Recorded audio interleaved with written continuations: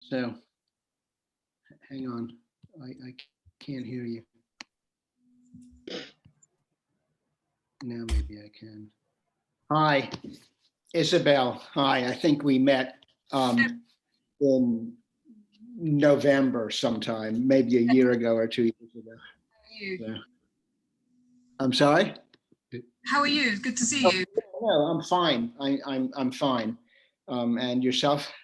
Yeah, good, thank you. Good. I've got a bit of a delay on this, so sorry if I can't hear you. Right. Okay. So anyway. Well, I'm going to read the introductory warning messages. Don't try this at home. We're already at home, Don. You're already at home. Okay. Yes, be careful. Remember to mute your microphone when you're not talking, just especially if you have babies or dogs or whatever. Otherwise, forget about it. Turn on the chat icon. All of this is at the bottom of your screen so that we can write down complicated names and know how to spell them. And we'll have a question and answer session. If we have any audience members, it's really good for them to do that. Maybe for us, it's not so important, but if you think of something while somebody's talking and you don't want to interrupt them, just type down the question in the chat and I'll pick it up. I'm Andrew's tech help today. Andrew is the host of the real session. Make sure everybody looks great. Nobody's sitting in front of a glaring light. John's trying his best to do that, but he failed. We can actually see him. The session is going to be recorded. Still a spectral presence, though. Yes, the man of the shadows. We really ought to have a costume party for one of these Zooms. So in addition to having a virtual background, we have a virtual foreground. Okay, all of our materials should be on the IPSA website. John withdrew his. I don't know if there were legal complications or what, but I couldn't get his presentation. No, I didn't. I just replaced it. Oh, you did? Okay, good. Yeah. We can go and see that. Yeah. You must have caught him in the interregnum. Oh, okay. I got a big blank screen. I was so disappointed. Anyway, the general idea is for us to have all of our materials posted beforehand. That way we don't have any length limits. And we can put up anything we want. We don't have to worry about being polite to our other presenters. And so when we present, we can abbreviate these and refer to them, hoping that most of the people who come to the meeting will have at least taken a glance at them. That's almost everything. Each speaker should give a brief introduction of themselves, even though we know each other. This is probably for the posterity that gets hold of the iCloud recording of the session. They'll want to know who we are and what we're doing with ourselves. So just throw in like a 1 or 2 sentence bio. We're going to have discussions after the presentations, but if you have something that's urgent, you might go to the bottom and you'll see the reactions button, in which case you can raise your hand, and of course, we'll all ignore it, but eventually someone will come to your rescue. You can also type something in the comments pane, which you should have open by now. And I'll try to be on the alert for those. I'm the tech help. I'm trying to make sure that it goes smoothly. I think that's about everything. I'm going to turn it over to Andy now and get started. And as people come in, we'll admit them if they do. But here's Andrew Payne, who has authored and conceived of this second Zoom session of the IPSA series of Zoom symposiums. Thanks, Don. Everyone can hear me okay? Yeah? Don, is that your house? Hey, that goes in the chat. That's some bar you got there. I know, right? I was thinking the same thing. Where are you, Don? Where are you? Me? Yeah. Oh, the background is in Ireland. I myself right. live in Pennsylvania. He's hanging out with James Joyce again. It's a Just it's a like last pub that time. has James Joyce's picture on the wall. That's great. So hello, everyone. And Isabel, thank you so much for joining us for this second of the Zoom symposia that Ipsen has sponsored and which I've organized, I should say, with huge assistance from Dawn.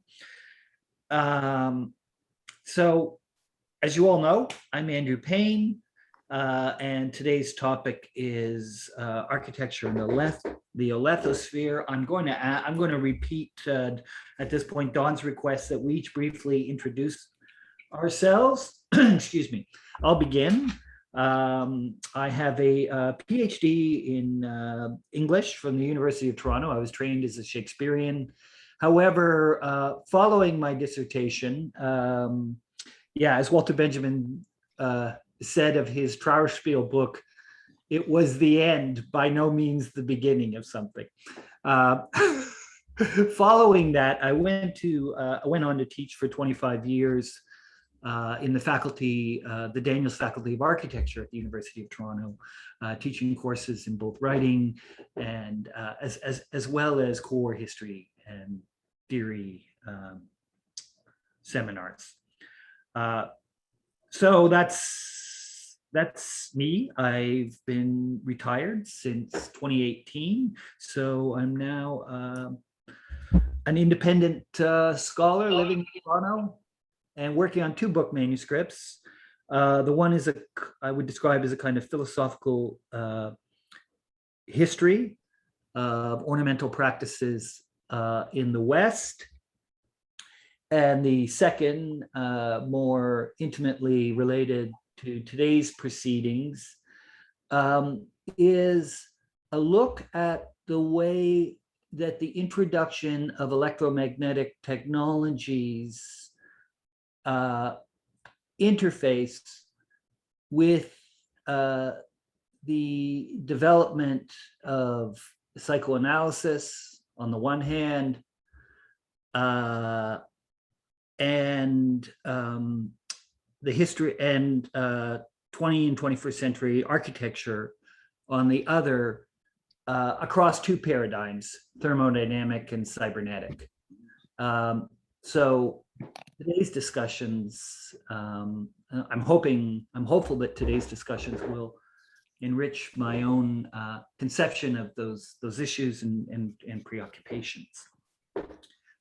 So at this point, perhaps Dawn, you would be willing to introduce yourself?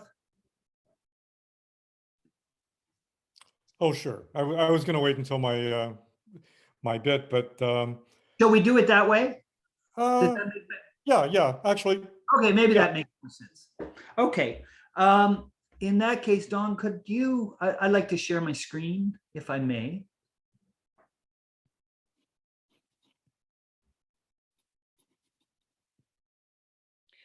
Can I just ask, can you remind us what the order is that we're going in? My recollection is that it is myself, you, Lorenz, John, and then Dawn. And then if time permitting, I put together a very brief PowerPoint of Angie's, pulling quotes from Angie's paper. And we may get some time for collective discussion of that. So that's our order.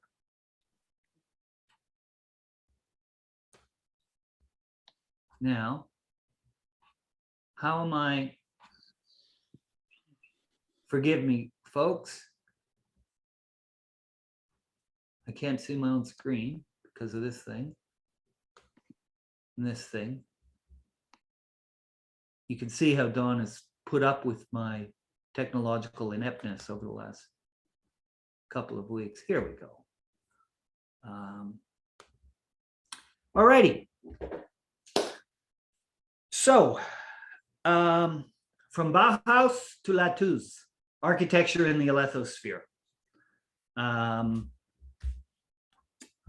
By way of introduction to our topic today, I thought I might take a page from Lorenz's book, actually, and broach the question of the relevance of Lacan's nonce term for thinking about architecture by reference to that architectural emblem of the juncture of heaven and earth, the tower.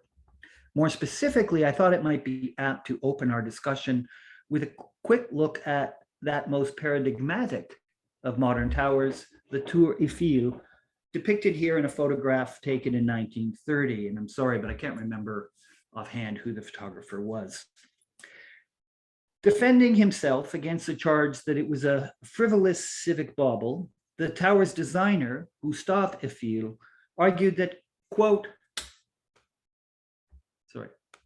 from a military point of view, the tower will provide an invaluable observatory, to which he added, quote, it enables, whether by direct vision or optical telegraphy, the establishing of communications that do not yet exist, end of quote. This paradigmatic instance of the modern tower thus took its raison d'etre from its status as a proleptic conduit and beacon for forms of communicative action at a distance still to come. Indeed, the action, or as it happens, actions, were not long in arriving. In 1899, Guglielmo Marconi sent the first radio telegraphic message from the tower across the English Channel. By 1910, the tower was used to transmit standard time to all of France, using signal-based synchronization technology that anticipated contemporary GPS satellite technology, and by the late 1940s, the tower was used as a transmitter for the national television station Télévision Française. In some respects, the connection between the tower as an architectural type and communicative action at a distance is an old story. Aeschylus's Agamemnon begins with Clytemnestra's catching wind of the fall of Troy through the signal fires lit at the apex of towers linking Troy to Argos. Old as this tale may be, it has gained fresh urgency in a circumstance in which more and more of us are communicating more and more at a distance. With that in mind, let's turn to the first of our virtual presentations, which, as it happens, is my own. So here is Furrows in the Alethosphere, a guide for the perplexed. As I think I've mentioned to all of you, really all I wanted to do here was to produce an accurate gloss and summary gloss on just what Lacan has to say concerning the Alethosphere in this lecture or this session titled Furrows in the Alethosphere. I had initially planned to start with a brief kind of contextualizing introduction to the seminar as a whole. I think out of respect for temporal exigencies, I'll forego that introduction. But I do think it's worth pointing out that this seminar continues a discussion of the rapport between psychoanalysis and the sciences that he had already initiated in seminar 2 with respect to cybernetics as the exemplary conjectural science, and then later in a lecture published in 1965, Science and Truth. So I think these two earlier texts are very much in the background of what Lacan will have to say in the 17th seminar as a whole, but in Furrows in the Alethosphere, perhaps most especially. I think what's different here is that there is a shift from the epistemological preoccupations that Lacan had inherited from the philosopher of science, Alexander Corret, and which are very much apparent in Science and Truth, to a lesser extent, perhaps, in the second seminar. So there's a shift from those epistemological preoccupations to what I think can only be described as a political concern for the new nexus he saw emerging between science and capitalism on the one hand, and science and technology on the other. So it's out of that concern for the implications of this nexus for contemporary social life that his discussions of the Lathouse and the Alethosphere transpire.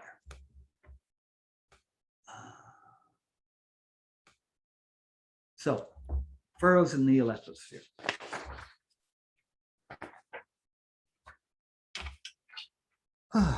In its published form, this lecture contains a brief introduction followed by 3 numbered parts.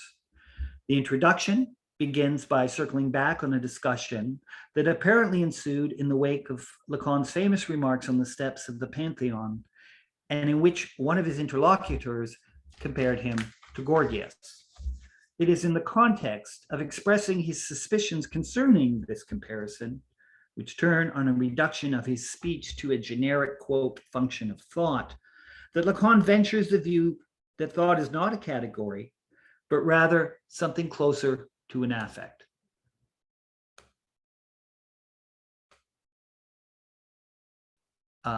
And I'm now having some problem reading my text. Okay. It is not quote, it is not legitimate to give some people, in whatever capacity one might imagine them, the function of a species representing thought. Thought is not a category. I would almost say that it is an affect, although this is not to say that it is at its most fundamental under that aspect. End of quote. Lacan then goes on to declare that there is only one affect, which he does not name, but which he rather cryptically describes as needing to be referred to the schema of the analyst discourse, which he had apparently inscribed on the blackboard as a visual aid to his lesson of that day. By the conclusion of this lecture, it will be clear that this affect is the same one that he had linked to our experience of the objet A in seminars 10 and 11, to wit, anxiety.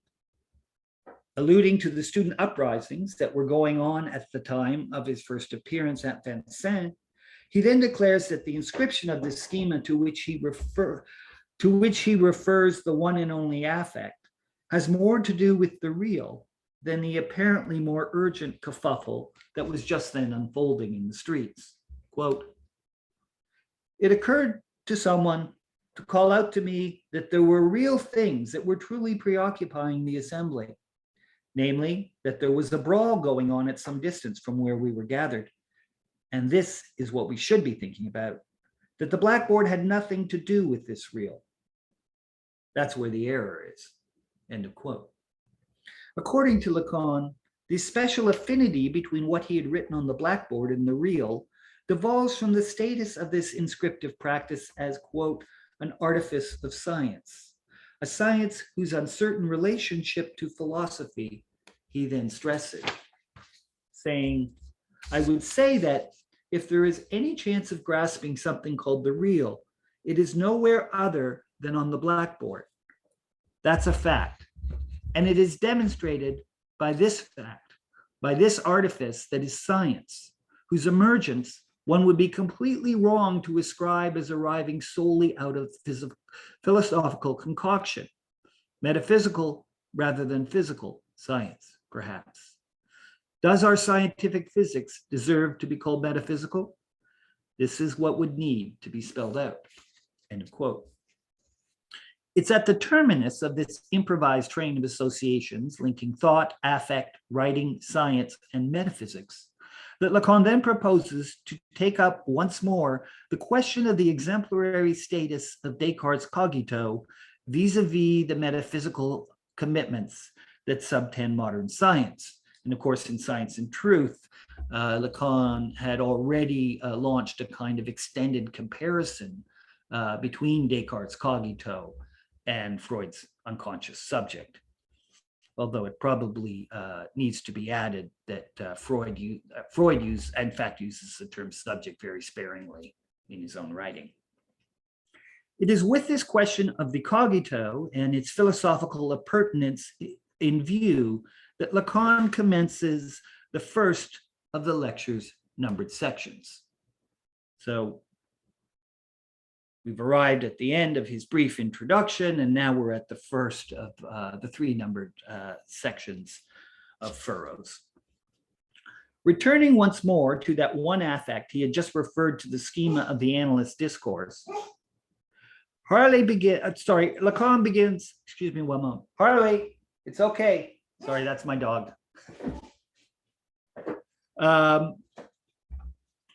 It's okay, come here. Lacan begins by identifying it as the one that corresponds to the subject finding itself determined in discourse as object. An object he then qualifies as unnameable, while nevertheless awarding it the provisional moniker of surplus jouissance. He then makes a rather startling observation, which is that the being thus captured is in the first instance not the living human creature whose finitude emerges at the intersection of sex and death, but rather something he calls the speaking being, with being's capitalization here serving to distinguish what speaks from any empirical human individual. Quote, certainly, what the affect of a given discourse bears upon may well be a being that one may call man, for example, or else a living being by which one can add that it is sexed and mortal. And one will fearlessly advance toward thinking that what the discourse of psychoanalysis bears upon is here, under the pretext that sex and death are constantly at issue here.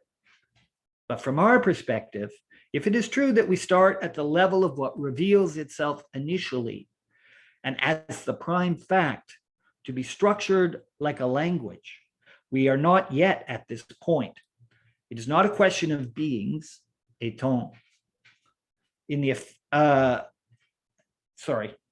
is not a question of beings, étant, in the effect of language. It is only a question of a speaking being, être. At the outset, we are not at the level of beings, but at the level of being.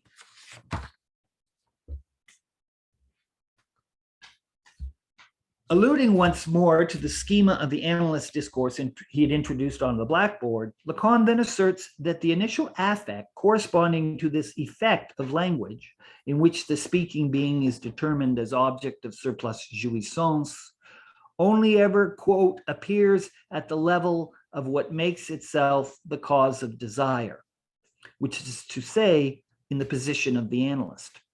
According to Lacan, both the novelty and the significance of this positioning becomes apparent if we compare the discourse of the analyst to that of the master. Lacan initiates this comparison by insisting that the position of the master is in some way endemic to discourse as such, and more precisely to the passage of the subject into discourse as object.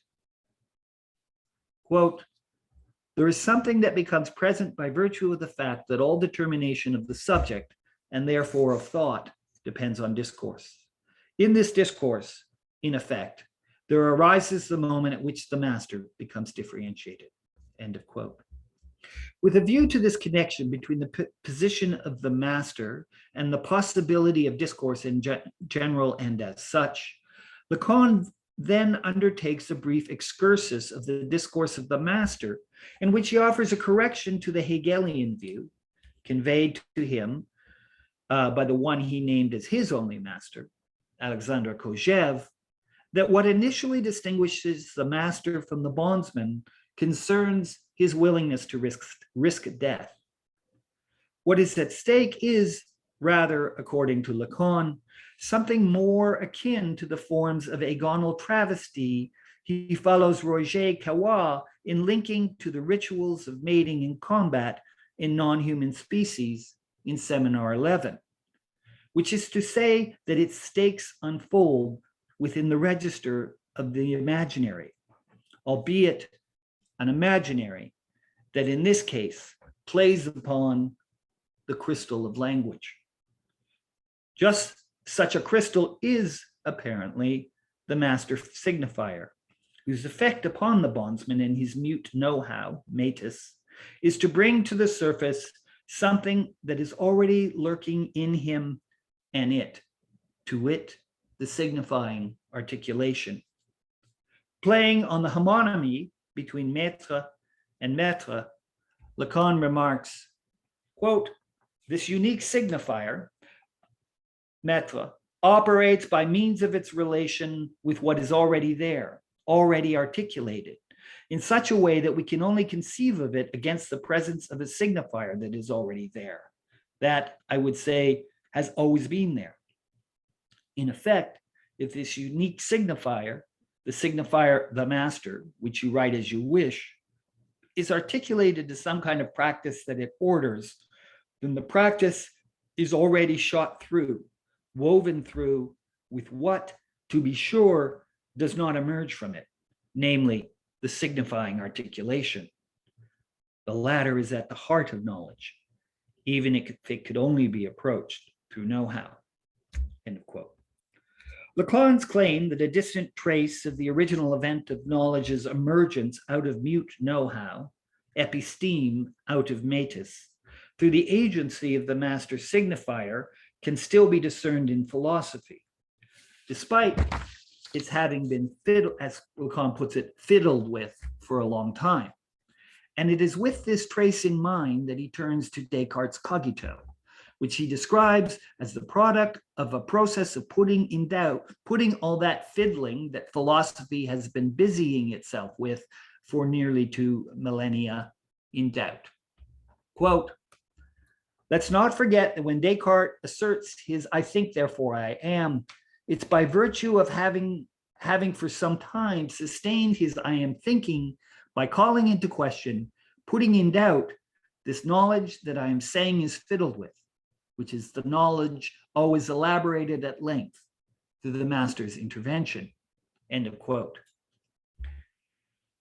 It is by this somewhat circuitous route that Lacan arrives once again at the question of the rapport between this speaking being that is determined as object, thanks to the intervention of the master signifier, and the sexed being that he had in the first instance taken pains to differentiate it from.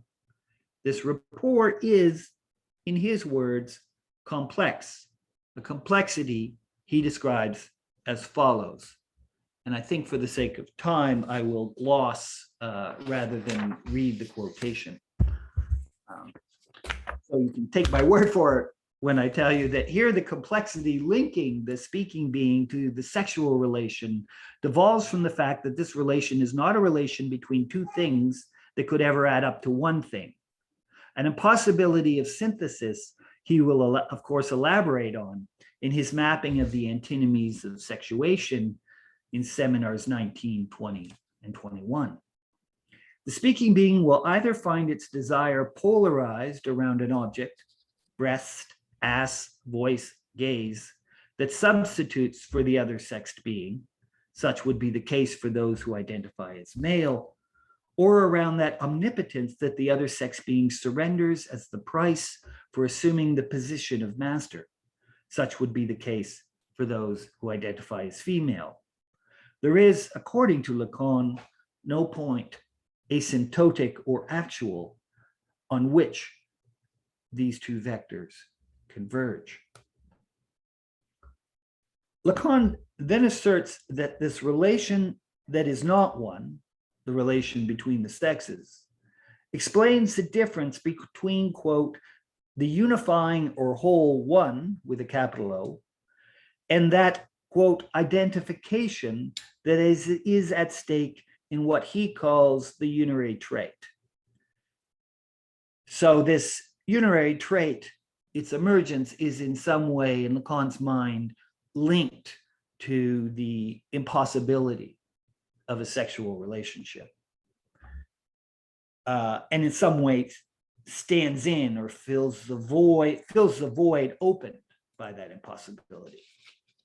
Lacan's theory of the unary trait, informed by Freud's theory of the Einseigenzug, and albeit to a lesser extent, Gottlieb Frege's theory of Einheit, is closely linked to a number of other terms in his theoretical lexicon: letter, captation point, master signifier, to name a few. There's a lot I would like to say concerning this unary trait, which for the sake of time, I'll forgo. Perhaps if there's time during the discussion period, we can loop back on it and I can elaborate a little if that's of interest to you folks. Permit me to say merely that the significance of the establishment of this unary trait for the relationship of jouissance to the signifier consists in the fact that it marks the site of their original co-articulation. And it's worth adding, I think, that this is a new development in Lacan, right? He speaks somewhat vaguely in Seminar 11 in the four fundamental concepts of a kind of analogy between, or anamorphism, a kind of analogy between the circulation of the drives around the lost object and with the gaps that implies, and the circulation of the signifier with the gap that implies.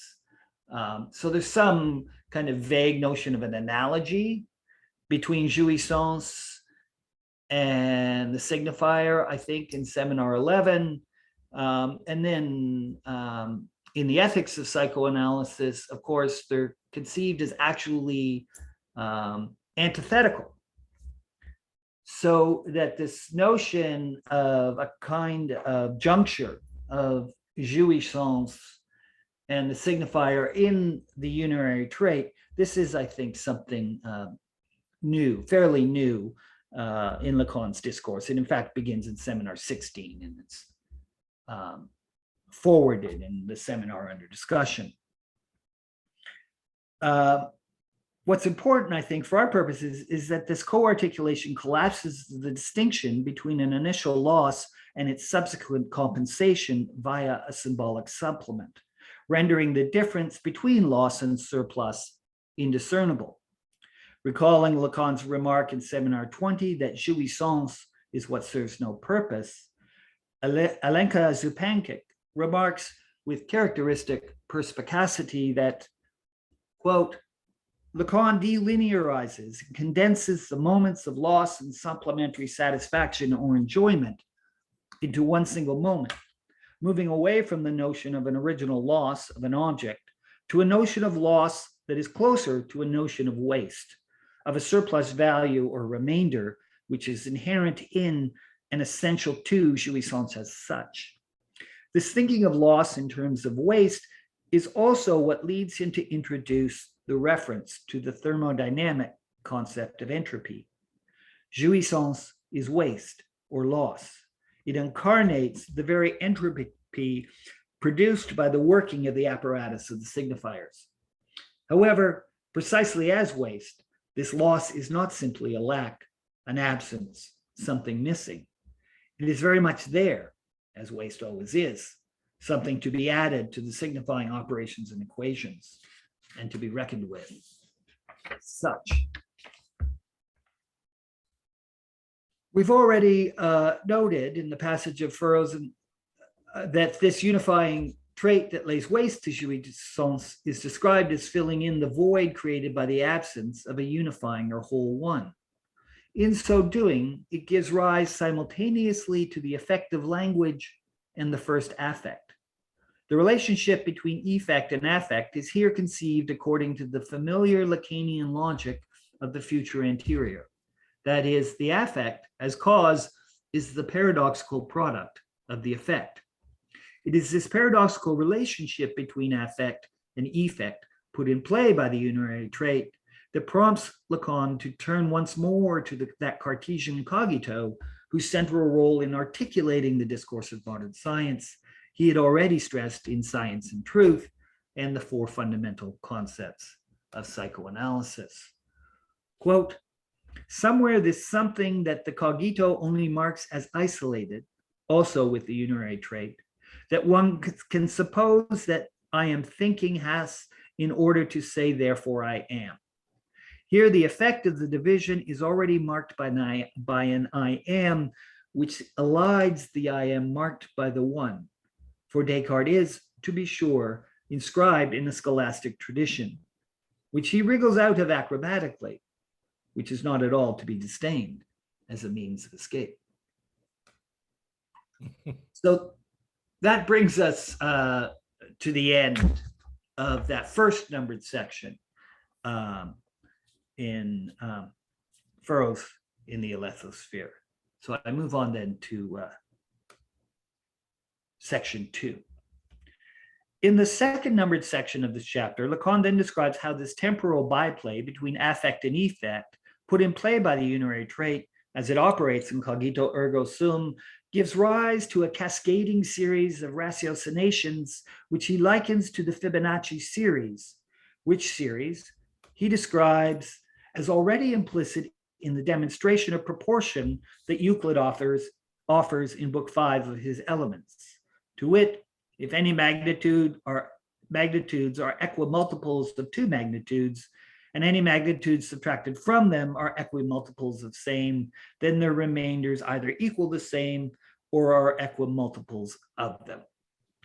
Summarizing the implications of this analogy, Lacan remarks, this is what is motivating me to find a more certain articulation of what the effect of discourse is in this initial tentative use of mathematics. It's at the level of cause, insofar as it emerges as thought, the reflection of the effect, that we attain the initial order of what the want to be is. Initially, being only affirms itself with the mark of the one, and everything that follows is a dream, notably the mark of the one, insofar as it supposedly encompasses, could supposedly combine anything at all. It can combine anything at all unless it cannot combine anything at all unless it is precisely the confrontation, the addition of the thought of the cause with the initial repetition of the one. This repetition already costs and institutes at the level of the A, the debt of language. Something has to be paid to the one who introduces the sign. This year, I have designated this something using a nomenclature that tries to give it its historical weight with the term Mehrlust, surplus enjoyment. And here, Lacan is, of course, playing on Marx's concept of surplus value. How does this repetition of the unary trait, alias master signifier, give rise to what Lacan calls surplus enjoyment? The question of surplus enjoyment deserves our close attention because its introduction into the Lacanian vocabulary is key to a fundamental rethinking of the rapport between jouissance and the signifier, one which moreover has profound implications for the theory of objet petit a. Prior to Seminar 17, as I've already mentioned, the relationship between enjoyment and signifier was thought either according to the terms of a somewhat ill-defined isomorphism between the gaps that structure the body of the drives and the gaps that structure the movement of signification, again, as in four fundamental concepts, or as one of pure antipathy, as again in the ethics of psychoanalysis. In this seminar, it's a question not merely of an analogy between jouissance and signifier, but of their substantial and intricate interdependence. The introduction of this interdependence is surplus enjoyment, Mehrlust, plus de jouir. The way to what Lacan means by surplus enjoyment is thus paved by his rethinking of the relationship between jouissance and the signifier. With that in mind, let's take a look a little more closely at this relationship. Here again, there's a great deal I'd like to say concerning the concept of surplus enjoyment, but out of deference to time constraints, let me simply say that beginning in Seminar 16 and then more fully in Seminar 17, Lacan argues that through the agency of the mother, the infant's body is invaded by jouissance even as this invasion is simultaneously subject to an inscription that Lacan does not hesitate to identify with that same unary trait whose varied articulations I have just précised. It is by means of its primitive identification with this trait in which the invasion of its body by jouissance is marked, that the infant begins to miraculate an identity out of its original lack of being. It is thus because the unary trait is repeatedly inscribed on the body of the infans, literally the one without speech, that the apparatus of the signifier comes to regulate the subject's relationship to jouissance, a regulation in which jouissance is simultaneously courted and averted, welcomed and refused. The repetition of the trait is both the re-invasion of jouissance and its depredation, since each iteration results in a loss of its intensity. Heroin addicts, I know of what I speak, attest to this. The junkie's calamitous career is invariably animated by an endlessly failing ambition to recreate the Shangri-La of that first shot. However, by the time the junkie gets wise to this state of affairs and can identify it as the infinite slave labor of spirit that it is, it's already uncertain whether this nirvana first existed in the event or its recollection. Hence, if, as Lacan observes in his discussion of lamina in Seminar 11, the genesis of the individual as a sex being implies a loss of eternal life, the losses implied by the repetitions of the unary trait imply so many redoublings of that loss, so that with each of these redoublings, the subject receives more or less. In other words, the attempt to compensate for the first loss through the apparatus of the signifier gives rise to a second loss, which is paradoxically a surplus or excess. It is precisely this surplus of lack that Lacan attempts to address with the concept of surplus enjoyment. Again, there's a lot more I could say about that, but perhaps that gets us where we need to go. So we converge now upon the third and final section of Furrows. Returning in the first numbered section of Furrows in the Alethosphere to the repetition of the unary trait, which, quote, already costs and institutes at the level of the debt of language, Lacan asserts that he had only taken it up in order to demonstrate, quote, what science is, such as we have it now, present in our world in a manner that goes well beyond anything that an effect of language may lead us to speculate about. And it is with a view to clarifying the linkage he imagines to obtain between surplus enjoyment, the unary trait, and modern science, that Lacan then observes that, quote, it is necessary not to forget that it is characteristic of our science not to have introduced a better and more extensive knowledge of the world, but to have brought into existence in the world things that did not in any way exist at the level of perception, end of quote. Debunking attempts to adduce a mythical genesis of science and perception, Lacan insists that science originates in the same cascading series of rationations of unary trait and objet A he had just likened to the interminably retroactive appearance-disappearance of the affect I am under the effect I think speak in Descartes' famous formula for self-certainty. Quote, perception is not where science emerged from. Science emerged from what was embryonic in Euclid's demonstrations, end of quote.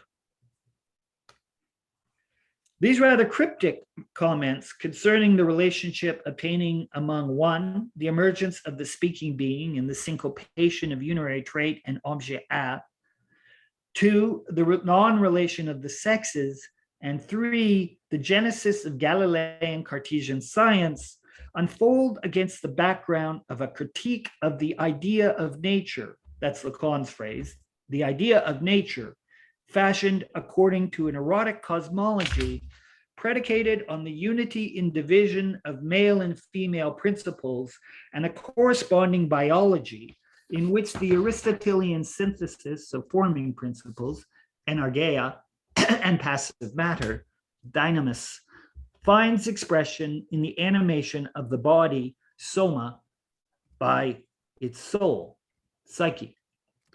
That critique is both complicated, excuse me, and given contemporary urgency by the fact that Lacan does not hesitate to recognize the residues of this mythic synthesis in the conceptions of sexual difference adopted by both Darwin and Freud, to the extent that both, in their differing ways, still subscribe to the notion of a biunivocal reproductive complementarity structuring human sexuation. This is the stuff of seminars 19 to 21. Its implications for present discussion arise from the fact that for Lacan, that liberation from the idea of nature that Galilean Cartesian science has left psychoanalysis to complete implies, as one of its symptomatic features, a rejection of the idea that the object of scientific inquiry, in whose names the peculiar forms of mental abstraction associated with the calculus and its algebraic manipulations are first deployed, is, in any first or last instance, an object of perception. As Lacan observes, the scientific object is arrived at through rigorous submission of the features distinguishing the object of natural perception to a process of mathematical formalization, in which the act of counting seen things is traded in for a process of calculating with indeterminate magnitudes with a view to revealing the invisible elements and mechanisms that first cause the perceived thing to be seen and counted as one. The object of science is not the object of perception, but the object of the laws of perception, which are entirely mathematical in nature.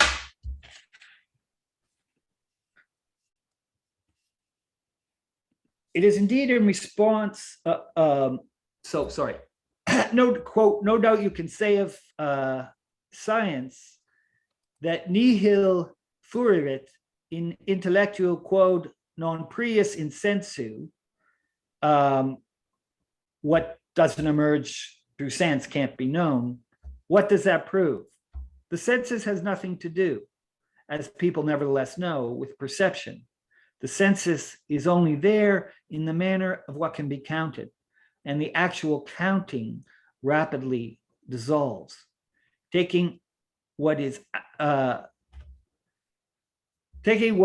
sensus at the level, taking what is our sensus at the level of the ear or eye, for example, leads to counting vibrations. And it was owing to this play of numbers that we in fact set about producing vibrations that have nothing to do with our senses or with our perception. End of quote. It is indeed in response to these vibrations that Lacan makes his remarks concerning those invisible waves that populate our atmosphere and an awareness of whose presence we owe to modern science. I'm going to skip ahead a little because I'm almost done, but I'm concerned about our time. So as you know, Lacan introduces this term Alethosphere to describe the atmosphere as conceived through the lens of this formalized notion of aperceptual, formalized notion of truth promulgated by the modern sciences. And as you also know, alongside Alethosphere, Lacan produces a second nonce term, Lathouse or Lathouse, which is intended to designate both those imperceptible objects to which we have already referred, vibrations, waves, particles, and the like, and those concrete objects or gadgets that serve as the effective conduits for their circulation and technological mobilization. Taken together, these objects, imperceptible and perceptible, represent still another twist on the theory of the objet A. Like the Alethosphere, whose vast regions it populates, these Lathouses, these gadgets and their animating waves and particles, seem to enjoy a special relationship to both the voice as objet A and to that feminine unsubstance he had just linked to both unformed jouissance,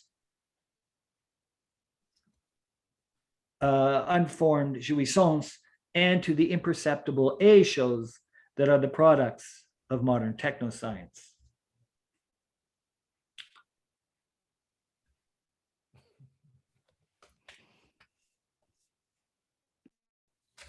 I think I'm just going to stop there and conclude. I have two lists of questions. One relating, the first list relates, specifically to questions, let's say, of textual explication. So the questions about how we read or interpret this chapter. I think I've only just begun to scrape the surface of that. Hopefully I've put on display how complex an operation that would be. And then my second series of questions bear, let's say, on the implications of this session for thinking about our contemporary circumstances. So I'll start with my first list of questions. How precisely shall we describe the role of the unary trait in the formalizations that Lacan associates with modern science? How, if at all, is the object A as object cause of desire implicated in these formalizations? What is the role of surplus enjoyment in all of this? What is the relationship between the formalizations of modern science and the debunking of what Lacan describes as an erotic cosmology based on a union of male and female principles? What relationship, if any, obtains between the debunking of this erotic cosmology and the diminishing role that Lacan saw the Oedipal impasse playing in the subjectivation and attendant sexuation of late modern individuals? Finally, what is the relationship between that unformed jouissance with which the feminine is identified on the other side of the debunking of a cosmological union of male and female principles and those objects of A or O perception that Lacan identifies as the products of modern science? So those are my questions for textual explication, let's say. Questions for future discussion. What link, and here I would be especially interested in hearing your thoughts, Isabel. What link may exist between the replacement of a cosmology based on the biunivocal complementarity of the sexes on the one hand, and the contemporary decline of the Oedipal impasse in the formation of modern subjects on the other? How does this double demise of an erotic cosmology and a paternal genealogy correlate to the creation discovery of the Alethosphere and those Lathouses that populate it? How, moreover, might we need to adjust our conception of the Lathouse at a moment when the evolution of human gadgetry has arguably begun to reverse its course, looping back on the extensive or projective trajectory that theorists of technical prosthesis, from Ernst Knapp and Martin Heidegger to Buckminster Fuller and Marshall McLuhan, have taken for granted? What becomes of objet A and its Lathouses when it is possible to insert an extra chromosome into the nuclei of our cells so as to produce plug-in points through which our minds and bodies can accommodate new features, such as on-off switches that can be activated by signals coming from wearable technologies? And maybe I'll just leave it at that. Thank you for your patience. How do we want to proceed? Do we want to go straight to the next presentation? Do we want to have a bit of discussion at the terminus of each paper? How do people want to handle that? Andy, let's see if you can stop sharing your screen for a moment. Great. Isabel has to go. Maybe she has a question before she pops out to the 14-year-old birthday party. That was brilliant, Andrew. That was really fascinating talk. I don't have a question yet because I'm just assimilating all of your points, but I would like to return to the last things that you said at a later date maybe and think about that properly, because yeah, it's certainly the sort of one of the cruxes of my interests to do with technology and the Lathouse and sexuation. And of course, it's the sort of like theme of the book that I just wrote on AI. And so I think I want to absorb a bit more what you said before I jump in and say anything. But there was a really, really brilliant explication of the seminar as well. So thanks so much for that. I'm going to listen to it again because Thank you. I'm very, very grateful that you were able to attend, at least for part of the session. And of course, I'm very eager to hear your thoughts as we go forward. And we will, of course, make the entire recorded session available to you. Definitely. No, it was fascinating. I'm really sorry that I can't stay today, but as Don said, yes, my niece's 14th birthday. So if I'm late, I totally get it. I have a 12-year-old, so I totally get it. You know what they're like. But we will continue the conversation, right? We do hope you'll continue to join us in future discussions. We're really, really tickled to have you here today. Thank you so much. It was really, really great to hear your talk, and I'll catch up with the rest of them later. But goodbye for now, and thank you, everyone. Bye, Cheers. Isabel. Bye-bye. Thanks so much, Isabel. Thank you. Good to see you again. You too. You too. I had a question, well, no, really a comment, something that popped up as a sort of a question whilst listening to your talk, Andy, but it doesn't necessarily attach to any particular thing that you said. By the way, I thought this was fucking brilliant. You know, I'm sorry I took so long, mate. No, I would like to hear more, and it seems that you're setting a new standard for what close reading is. I mean, I just, you know, in order for me to have specific questions, I would need to assimilate more of it. It was too much. My hope is at least that I put all the main pieces on the table so that we could look at them and go, oh, this goes with, you know, start to move the parts around. But the question I had, I was just thinking, is there a part object that corresponds to the Alethosphere? And let me just back up and say how I got there. I was thinking that the voice is a part object, and it's associated with speech. And if you were to say, and I'm not sure that, you know, this might be pathetically naive to say, but there's some truth in it somewhere, that, you know, the field of the other is becoming more and more populated by the Alethosphere. In other words, the signifiers which constitute the field of the other might have in Homer's time been entirely speech, okay? It's that field of signifiers is gradually being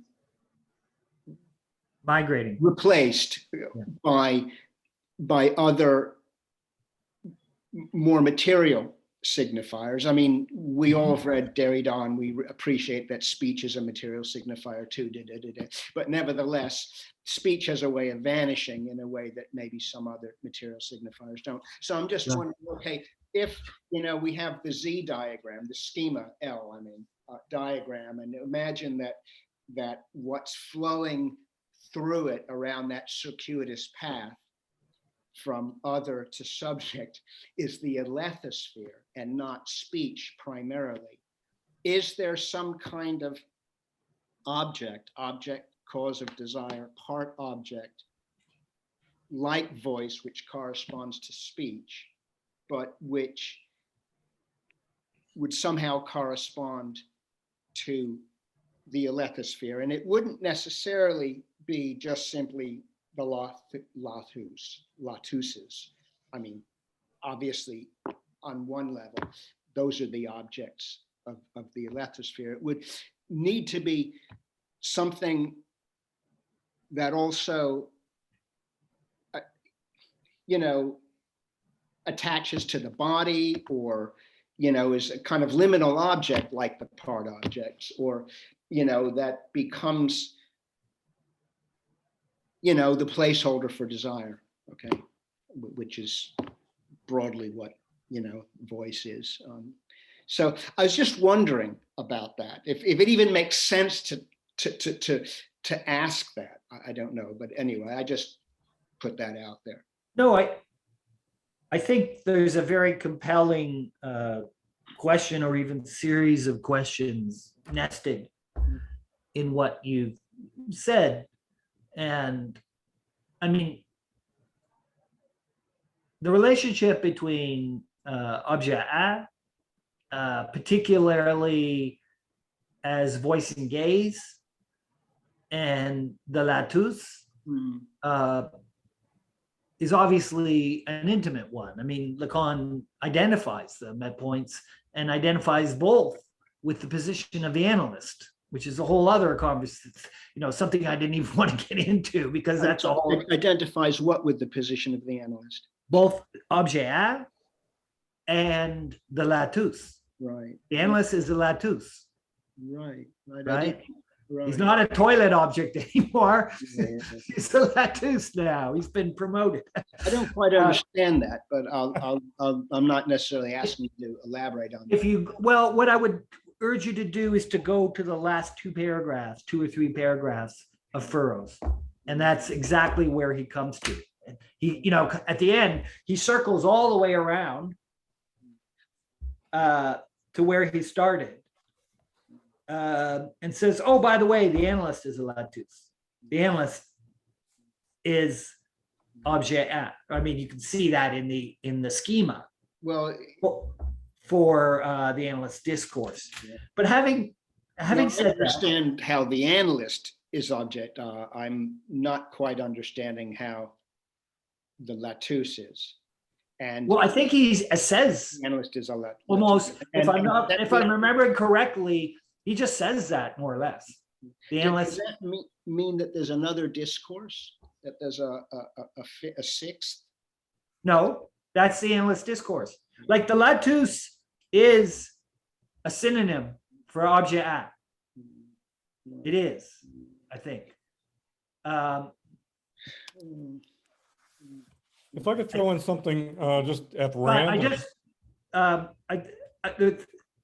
The thing I specifically wanted to say is, I think you're right, Lawrence, that the Lathouse is a complicated concept, and the complications resemble the complications that are built in to the concept of objet A, because of course, objet A, it's not an object that is there.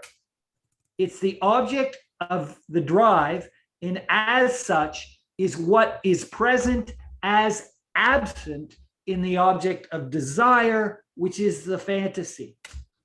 And if that isn't complicated enough, it's somehow distinct from, but identical to, a sardine can glinting a real sardine can glinting in the Brittany sun. I know. On the ocean, in the water. Right. So similar, you know, there's, so it's a bit like, you know, what Hegel, when he talks about the work of art as the sensibilization of the idea. The objet finds a concrete form, but it's not that concrete form. Similarly, the Lathouse is the cell phone buzzing in your pocket, I would say, but it's not. And so, you know, that identity and difference between the ousia and the parousia, if you like, both objet and Lathouse has to be wrestled with, I think. And it's that task of wrestling that you were kind of, I took you to be calling us to in your series of questions. Then the other dimension that you were like, these signifiers, you're right, they attach themselves to our bodies. They're not linguistic signs necessarily. And this is where the discussion, and I don't quite know where to go with this, but, you know, in contemporary theory, there are discussions of the present as a kind of post-symbolic or purely operative order, right? And there are times, I think, in the 17th seminar, I don't think Lacan is saying that, but he is kind of cozying up, let's say, to that kind of trajectory in contemporary thought. And it relates to, I mean, once we're looking at neural prostheses, then questions about subjectivity and ideology and interpolation and, you know, all those terms often associated with the symbolic start to go out the window, because the other has a more direct, the other jouissance has a more direct action on your body, a kind of more direct access, I would say. I'll leave it at that. Sorry, Don. Oh, no, I think that's a great way of consolidating a lot of what's going on in this seminar. It seems that the theme of prosthesis, which will be great when Isabel comes back, helps consolidate this issue that he's talking about, like things taking the place of other things.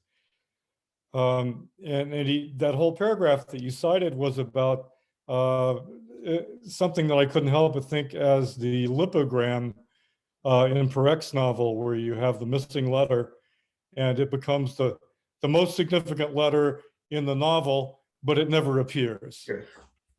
You I know, always so- think of that Uccello painting, The Hunt, where the hunters are there, the hounds are there, but where's the venison? It's at the vanishing point, you know, it's there as absent. That's what the elephant in the room is. Yeah, Yes. the other Precisely. restaurant- Thank you, Lord. The elephant in the Yeah. room. Yeah, they came to the Can you wrong remind restaurant. me, what's that book? What is that book called by Perec? Is it just called E? No, it's called A Void, A Void, right, okay. which, again, it made me think, you know, basically, I think this idea that the other is the investment of the subject in a world in which the subject sees itself mirrored but doesn't know anything about that. In effect, the whole world of the other is prosthetic.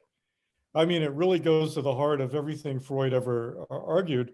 And it just seems to be a good way of consolidating, because Lacan elaborates so many different ways of thematizing this. It's easy to get confused in the nomenclature. And it's good to have something where we begin to feel a little bit of centripetal force for things coming back. I was just thinking in that last little math theme of the discourse of the analyst, in order to understand that, really requires this paragraph that Andrew points out, how something can take the place of something else. And of course, that's Lacan's theory of metaphor.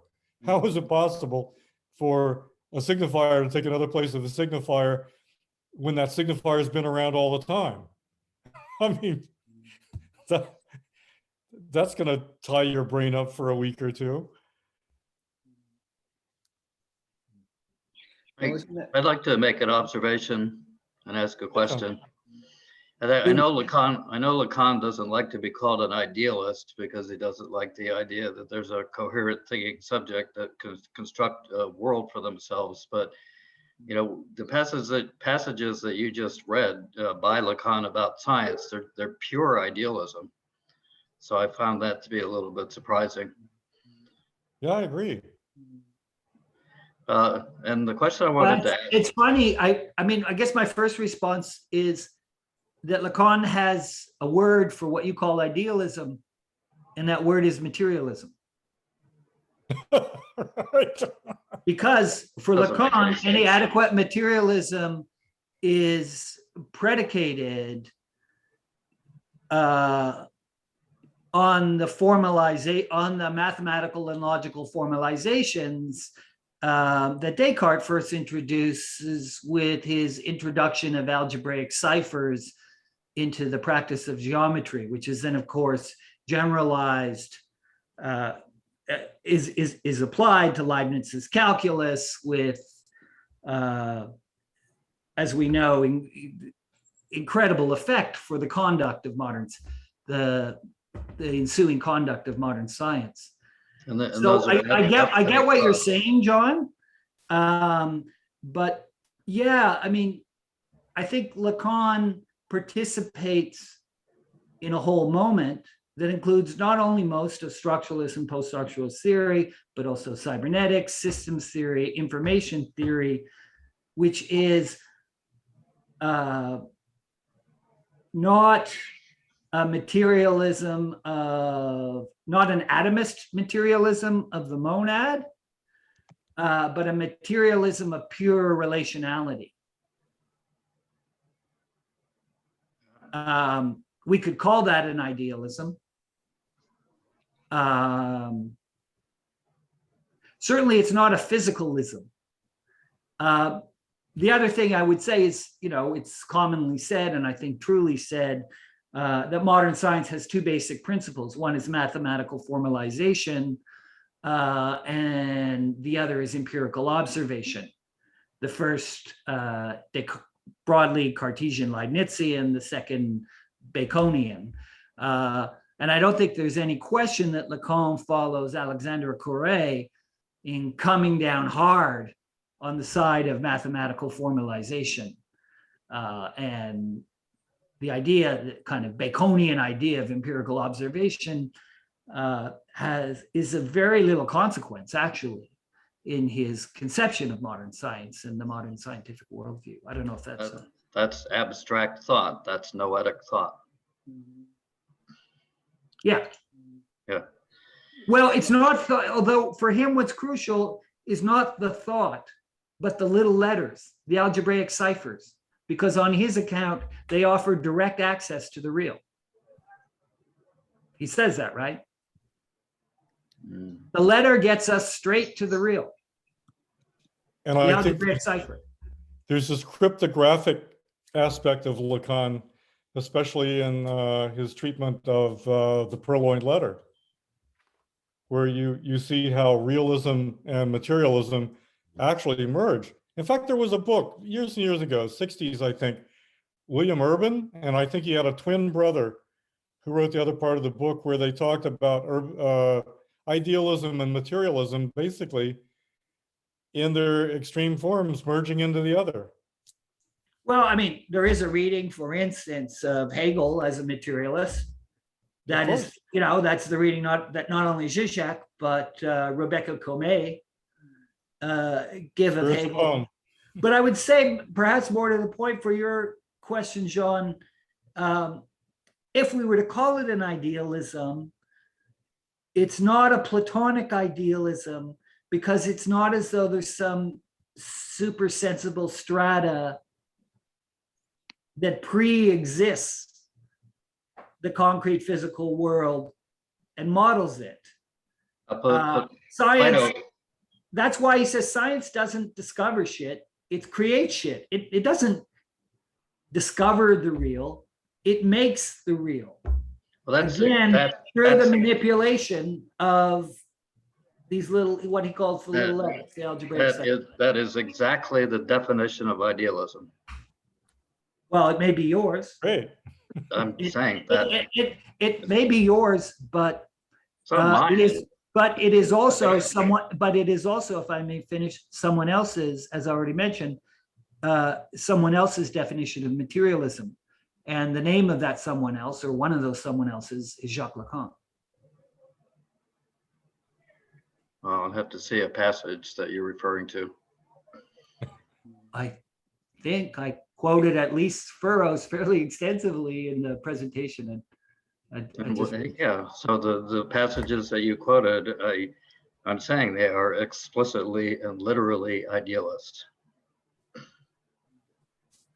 Anyway, I also wanted to ask a question, if Sure. that's okay, if I'm not kicked out of the group by now.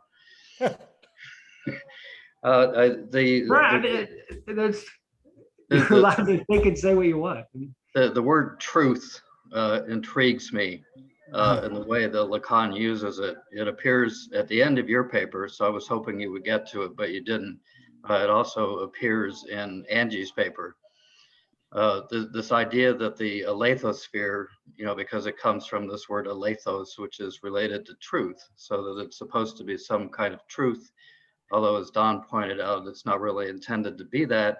And as Don pointed out, it's actually a trick or a dupe in relationship to truth. So Right. I'm curious about this word, the word truth.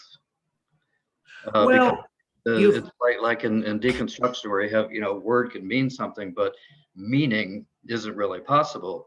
The same thing with truth. Word can, a fact can be the truth, but truth with a big T really isn't possible. So, I wouldn't think that Lacan would ever think that, truth as a larger concept would be possible. So I'm curious about, have you read Science and Truth? What? Have you read Science and Truth? Yeah. Yeah, so I'm And just, you're still surprised. Science is Truth is about the relationship between truth and knowledge, that relationship being isomorphic with the relationship between psychoanalysis and philosophy, right? Yeah, Psychoanalysis and science. I would say, it puts me in mind of Jean-Luc Nancy's remark that there are philosophers of sense, of which he imagines himself to be one, and philosophers of truth, which he correctly imagines Badiou to be in that camp. I don't think, well, it's not that I don't think, it can be certainly said that not only does Lacan not want to dispense with the idea of truth, it plays an essential role in his deliberations on the rapport between psychoanalysis and the sciences. I guess what Truth is what, on Lacan's account, truth is what psychoanalysis brings to the knowledge of science. I would just say that truth is constructed, just like meaning is constructed and just like perception is constructed. That may be, but I'm not sure Lacan would say that. Well, In fact, I'm absolutely certain that he does not, to be clear. That's why I wanted to ask the question. That surprises me. Well, you've asked, a very difficult question. It has to do with the question you've asked is integral, I would say, to his treatment of the relationship between the Cartesian cogito on the one hand and Freud's subject of the unconscious on the other. And it's an extremely, I've written at length on the topic, and I'd be happy to share with what I've written. But it's a complicated question. But the short answer is Lacan believes in truth. He believes that truth in distinction from knowledge is what separates, in fact, the practice of psychoanalysis from the practice of science. And I'll leave it at that for the moment, but I'll happily provide you with, or provide the whole group in some more, with adequate preparation for an elaboration on why that's the case. But that's the short response. I mean, In the wake of deconstruction, I just think that, you know, if an architect, say, set out to design a building to convey a truth, or writers set out to write a story to convey a truth, I think that people would be very skeptical of that in this day and age. I think they may be too, but that doesn't change the fact, A, that Lacan talks about truth, and B, that he talks about it in ways that would not necessarily implicate the two examples you've just invoked of That's why I'm curious about it. Yeah. doesn't Lacan mostly talk about truth within the analytic setting? In other words, Yes. The truth of the truth for the subject, or the truth of the subject, or the truth that's absolutely, yes. in the sense of the desire of the subject, and that's more like an Ariadne's thread that sort of shows how your desire is working its way through the world. That's sort of like the truth of your desire, or something like that. And it's irreducible to a datum of knowledge, right? Yeah, I mean, there's. I mean, and as Lyotard points out, you get that in Freud too, right? The difference between knowledge and what Freud calls truth work. It's not knowledge, and it's not even understanding, actually, truth. I mean, it's. I mean, I need to back off because I'm getting out of my depth, but actually, understanding and truth are different. I'm not sure that in the analytic setting, at least, truth has to be so clearly vocalized in the way that you would expect understanding to be. Right. Maybe it's just I mean, affect. isn't there an aspect of truth that it, you know, you can't, I mean, desire is unconscious, right? And any kind of total understanding of desire would obliterate it. It would cease to be conscious. It wouldn't be operative anymore, or something. Right. It withdraws and truth is not about doing that. Truth is about keeping desire operative, so that partly keeping it unvocalized. I would agree entirely. I would agree entirely with that formulation. It is, I mean, I think your questions are great, John, because it is a tricky question, but if I'm being a little stubborn in my responses, it's only to point out that however inconvenient it may be for you and I, Lacan talks a lot about truth. And not I'm aware of that. I'm aware of that. That makes me curious. Yes, no, and I share your curiosity, and I want to stress that I too am an absolute novice in coming to understand what he's up to with his deployment of that term. Yeah. I feel like I've gotten and enjoyed a great deal of attention. I'm wondering if Dawn, if you'd like to leap in and edify, unless others have sure burning inquiries. Why don't I like to take the baton? I need a new job. Instead of being a technician, I probably should be the referee. So who would like to go next? I thought, oh, I'm sorry. Yeah, Lawrence, you're on now. My apologies. Okay. I'll take the Lacan baton, right? Right.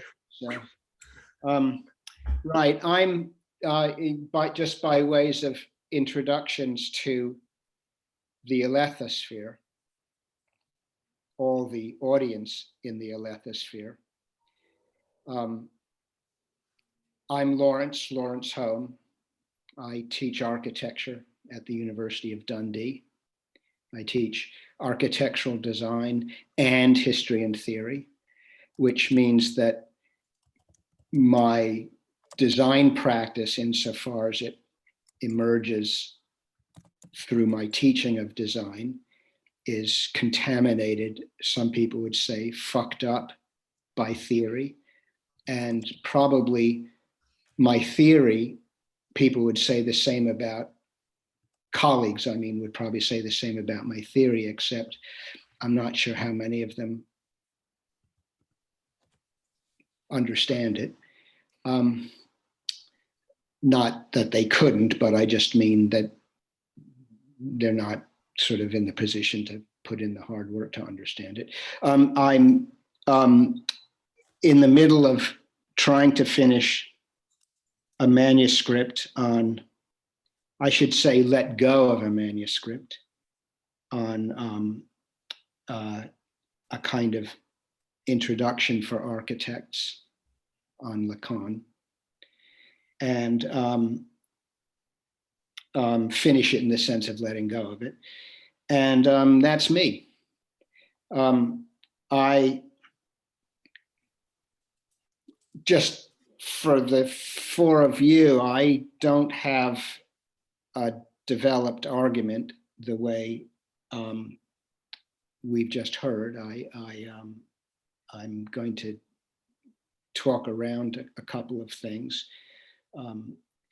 and push the limits maybe of your patience. I'm going to read the kind of notes that I submitted by way of an abstract, a kind of extended abstract, and which was illustrated, and show those images. And I'm hoping that I'm going to pause at a few points to say something more significant than what's in this thing. I guess just to, by way of intro, I should share my screen, shouldn't I? Yep. Green button at the bottom. Yeah. And then desktop or white? No, desktop. You have to have what you want to share already open. Oh, okay. It's not. It's right here, but it's not open yet. Okay.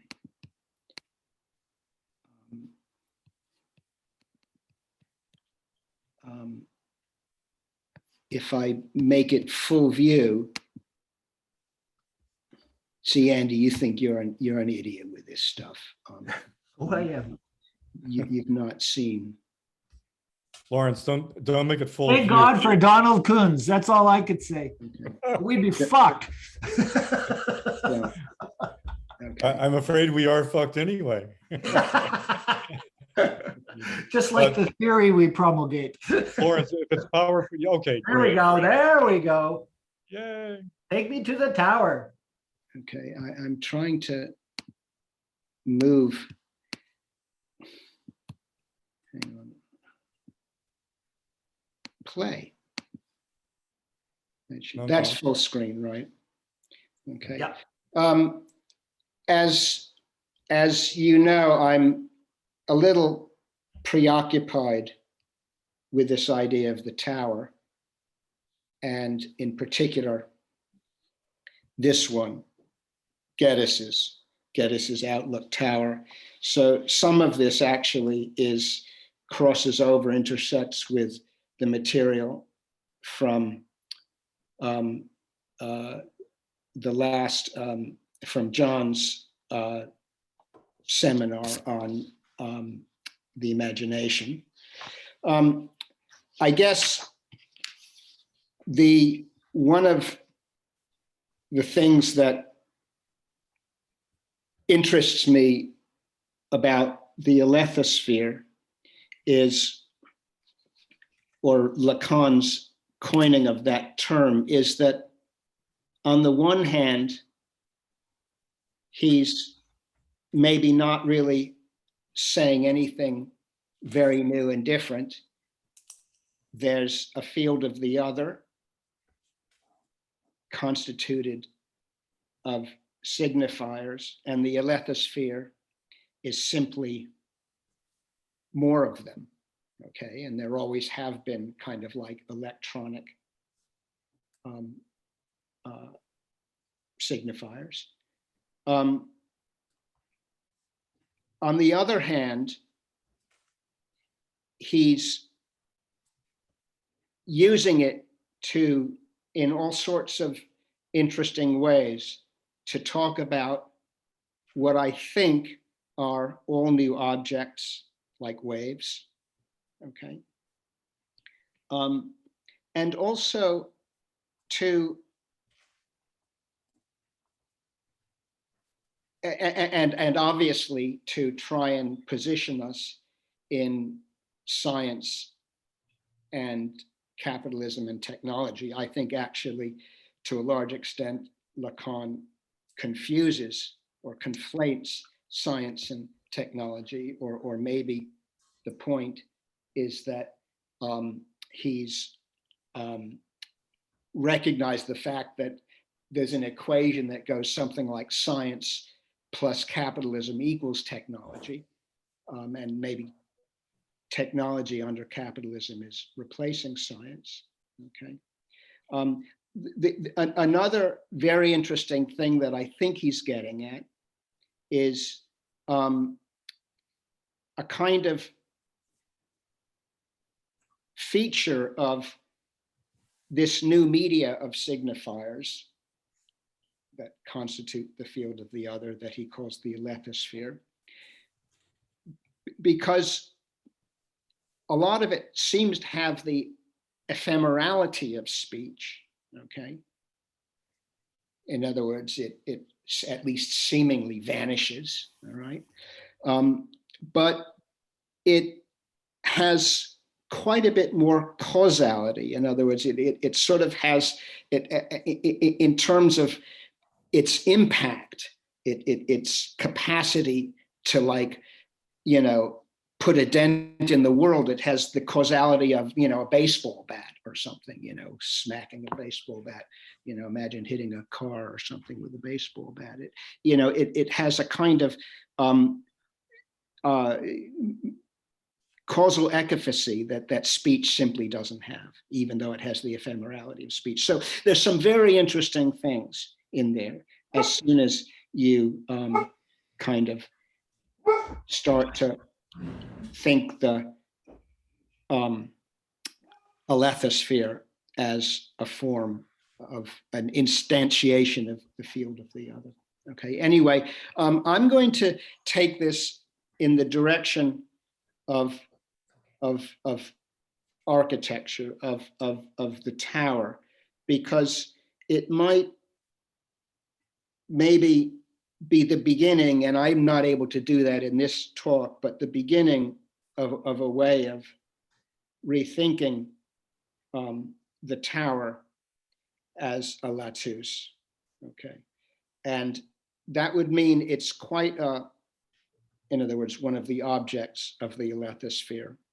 That probably means anything from Lacan's waves, okay, to which I don't think we should assume are just, you know, electromagnetic waves, okay, and you know, Lathouse, everything from that to, you know, your Alexia wake up Mobot robot thing, whatever it is. Your iPhone and except the tower would be a very big lattice, okay, a very, very big one. And, you know, those of us who believe as a matter of conviction, those of us architects who believe as a matter of conviction that buildings derive their significance from the relationships that they enter into with their context, would be able perhaps to extend the lattice to the the terrain of the Lathouse to the Alethosphere itself. Probably the Alethosphere is itself a Lathouse. Okay, but I guess what would be interesting is if one could think the Alethosphere in architecture as an opportunity for new paradigms for building. Okay. And I guess that would be, I mean, in the way that maybe most of us probably think that Koolhaas, with his kind of very weird form making, has been extending the paradigms of building. This would be then the opportunity for Koolhaas version 2 or something. Anyway, I'll just begin before I have to stop. And I'm just going to read some of this, and maybe this doesn't turn. I can't seem to change. Fuck, I can't, it doesn't allow me to change. I'm going to,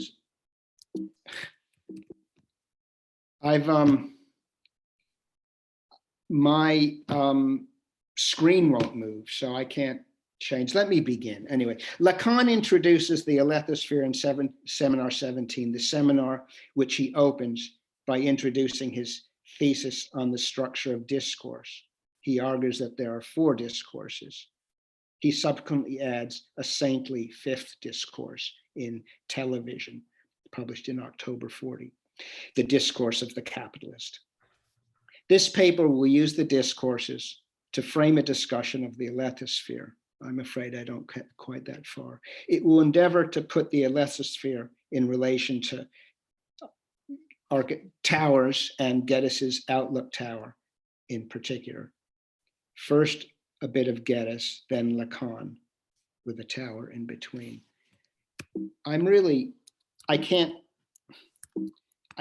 quit this, and I can't move. I can't see anybody, I can't do anything, okay? Geddes regarded the city as a noetic environment. Now, I wrote noetic. I'm thinking probably I should exchange the word noetic for self-knowledge.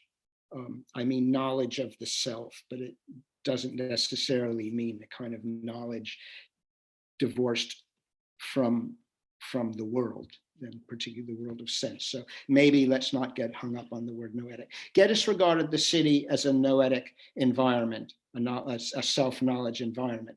But in order to be noetic, it needs a tower. It goes something like this. The city is a field of information. The subject of the city inhabits the city, rather the way a reader inhabits a book, by reading it. The problem is how to organize the city and its inhabitant in a way that this field of information appears to the subject as knowledge, number one, and also knowledge about itself, okay? This is complicated by the fact that, and this is a form of discourse, I'm going to suggest, although I'm not sure which one it is. This is complicated by the fact that it is knowledge about itself, self-knowledge, because it is the environment which the subject builds in order to live well in it. The city is where we inscribe our signifiers upon the surface of the earth. That's a kind of hysterical register. The problem is that they appear strange to us. Geddes uses the word hieroglyphs. They are in need of interpretation, the signifiers that we inscribe on the surface of the earth. We need a form of urban analysis. This is where discourse comes in.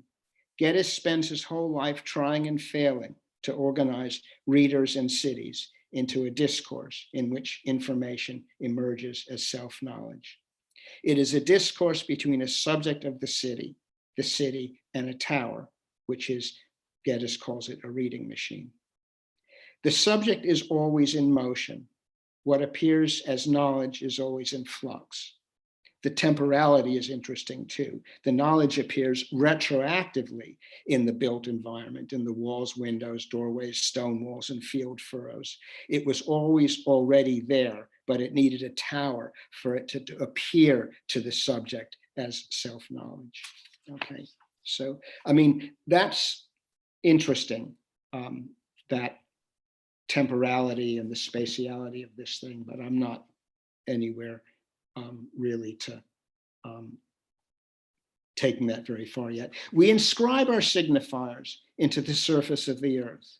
That's what a city is, but it takes a thinking machine or a looking machine, and I have an image of Cedric Price's looking machine, which I can't seem to show you, or a Tower of Babel in order to read it. Okay, towers are interesting because they span between the signifying surface of the earth, the city in other words, and the signifying surface of the sky, the Alethosphere. They span from furrow to heaven, as it were, and furrows in the Alethosphere, that's a chapter in Seminar 17, as you know, seems to play on the earthly nature of this sphere that bathes us in its waves. Okay, I really want to get out of this, and I don't know what to do. Can people hear me? Yes. Yes. I feel Why don't like you just take a minute and play around? Don, I- maybe you could- Sure. Lawrence, if I could just offer some Yeah. advice. yeah. Stop your screen sharing for now. Oh, right. Okay. Go up to the top, Yep. green bar. Okay. Now take a look at your PowerPoint and see what's wrong with it. Something's hung up. Right. Actually, it moves now. Now, Okay. now I can change. On your PowerPoint, you should be able to use either a motion key, like a directional key, or your click, like on a trackpad. Yeah, sure. That's what wasn't working. That's Okay, precisely yeah, what not wasn't- working at all. As soon as I went to full screen, it stopped. The alternative would be to set the PowerPoint on the slide you want, Mhm. and then share a screen, then stop sharing the screen and go back and change it manually. Why I know can't I just share my screen without being on full screen? That's what I think I'll do. Oh, okay, see if you can do that. It just means that, Shouldn't have anything to do with that.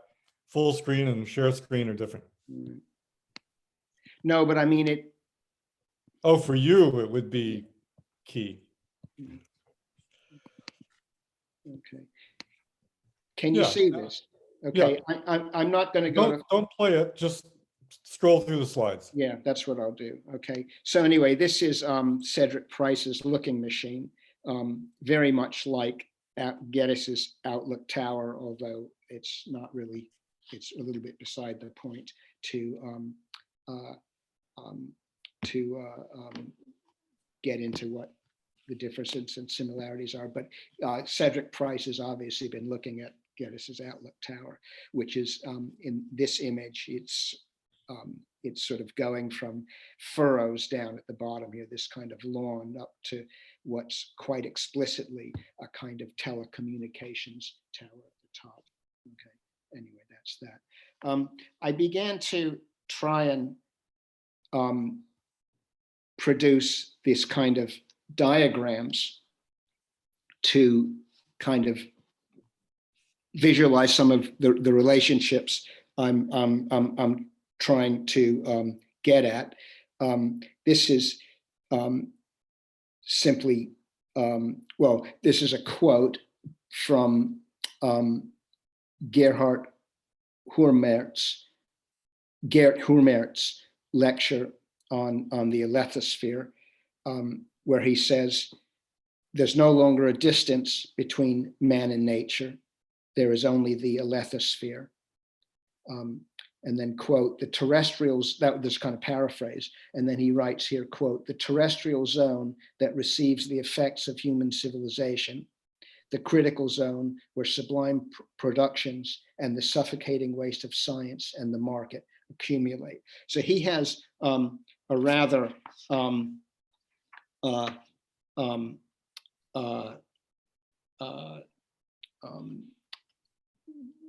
grim view of the Alethosphere. But I guess, yeah, okay. So,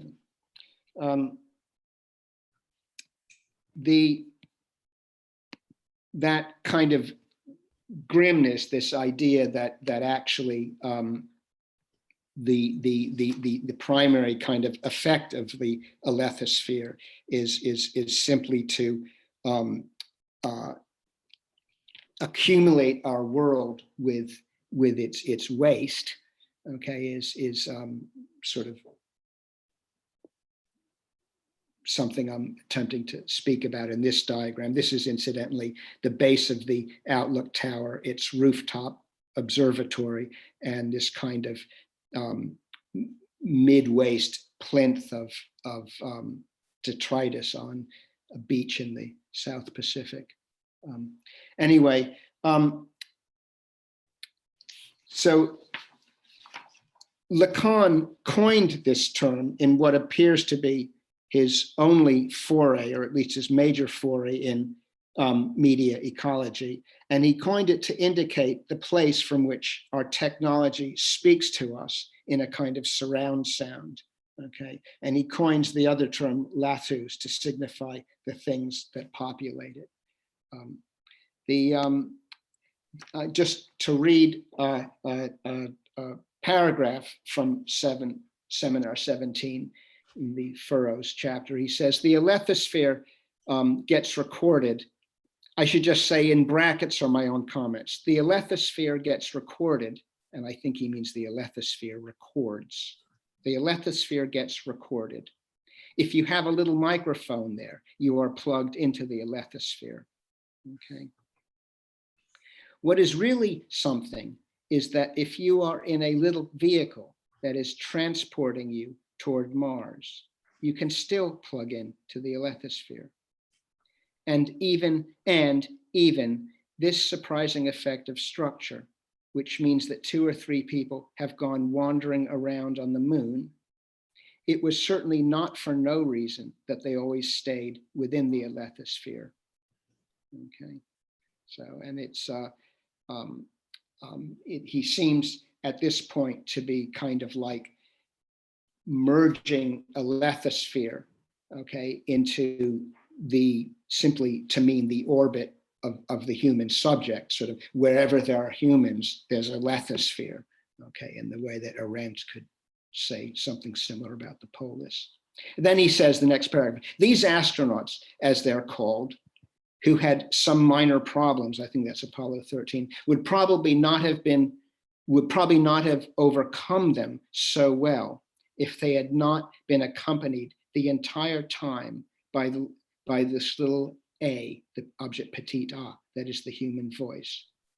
The point is that they stayed within the Alethosphere, okay? And this is, it's comments like this which make it seem like he's just simply substituting one register of media for another, and it's really just all the field of the other in one medium or other. I mean, I think actually it's comments like this which kind of undersell the concept of the Alethosphere. Okay. What Lacan seems to be getting at is that the Alethosphere is becoming the new, I mean, I think he's going beyond that, which is what I'm about to say now. What Lacan seems to be getting at is that the Alethosphere is becoming the new psychical locality, the other scene, the new locus for desire, where our unconscious is, okay, a new register in the cloud of the other. The minor problem is not a spacecraft malfunction, that's Apollo 13, but the voice that speaks nothing but bullshit. Alethosphere must be understood in terms of Lacan's obsession with Freud's woe espoir, it's maybe with a V, woe espoir, solic verdin. In other words, where your Where ego was there. Yeah, but where ego was, there I should be. Lacan retranslates, or Lacan translates that essentially to mean follow your desire, okay? Where your desire is, there you should be, okay? And that's, he describes it as a moral imperative. Anyway, the Alethosphere must be understood in terms of Lacan's obsession with Freud's Voes var Solitudem, okay? The internet is where our common places are. It has become the primary focus, the primary locus of the voice of the subject, the voice of the other. It is not simply that it is more pervasive than other communication technologies, where the voice appears as an object within it. It seems rather to be the media of subjectivity itself. And it has new properties. It's a total environment. It's not between us like telephone cables. It surrounds us. We're in it like we're in air, okay? In the Alethosphere, speech does not disappear into the either either. It leaves a permanent trace. Speech used to disappear without a trace, a surplus that could not be captured and reused. It's now cluttering our space. The more speech, the more clutter, because it's the very place where we are. It is the repository of our junk, okay? Now, I'm being a little facetious, you know, that's not speech that you're looking at, the detritus of speech, but I am kind of getting at one aspect of Lacan's thought, which I think Geert Hurmert was tapping into, and that is that actually the kind of technology of ephemerality produces a huge amount of waste, and it's yeah, okay. Although, yeah, this is, I'm just going to stay. Although aletheia means revealed truth, truth insofar as revealed to the subject, the truth that reveals the subject to itself.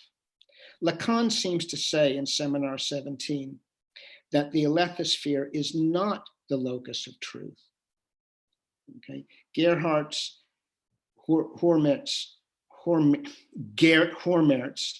2020 lecture to the NLS London is one of the best expositions of the Alethosphere, his rather negative gloss notwithstanding.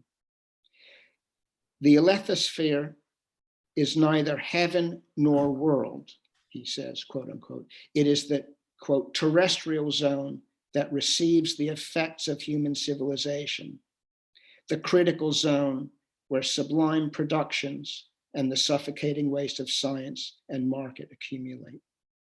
He frames his discussion of the Alethosphere in terms of climate change and our changed relation to nature.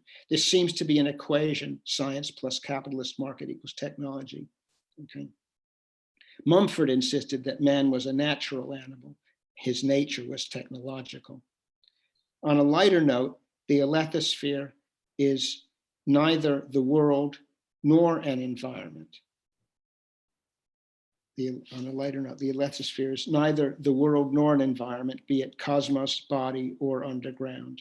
It is simply the zone within reach of human activity, the zone where culture runs through nature. Those are quotes from Geert's speech. The negative gloss is that culture running through nature is creating a climate crisis that is evident today in a way that it was not for Lacan in 1970.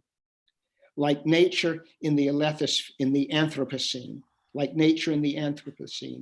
the Alethosphere is no longer the neutral stage for discourse, but the antagonist to the human subject where discourse returns as the real. Our discarded Alexas and other voice junk, space junk, junk space, laptop heat, heating up our environment, the paid content of infotainment, backbathing the sun in electromagnetic waves. Okay. With Lacan's Alethosphere, there is a recognition that every discourse produces waste. The Alethosphere is where man appears to himself as a technological animal, although in Hurmert's view, it is mostly in the negative form of a producer of waste. Okay. Okay. This idea that the Alethosphere is no longer the neutral stage for discourse, the way media is, even McLuhan's media is basically, or at least relatively neutral, but the antagonist, okay, in other words, it actually coalesces like the field of the other in a kind of, in certain moments, like when we say the law or architecture with a capital A, but the antagonist to the human subject, where discourse returns as the real. I was thinking about the kind of condition of the psychotic for a moment there, where if you imagine the Z diagram, I think I have it here. This is, if you imagine the schema, schema L with the speech, speech flowing from the other in this circuitous path to the Z path to the subject. If the symbolic order no longer works for the subject, the psychotic subject, it would be effectively to kind of disconnect the subject from its position on the upper left-hand corner of the of schema L, almost like the bar of the barred subject has kind of moved off the subject and is now between the subject and the schema L.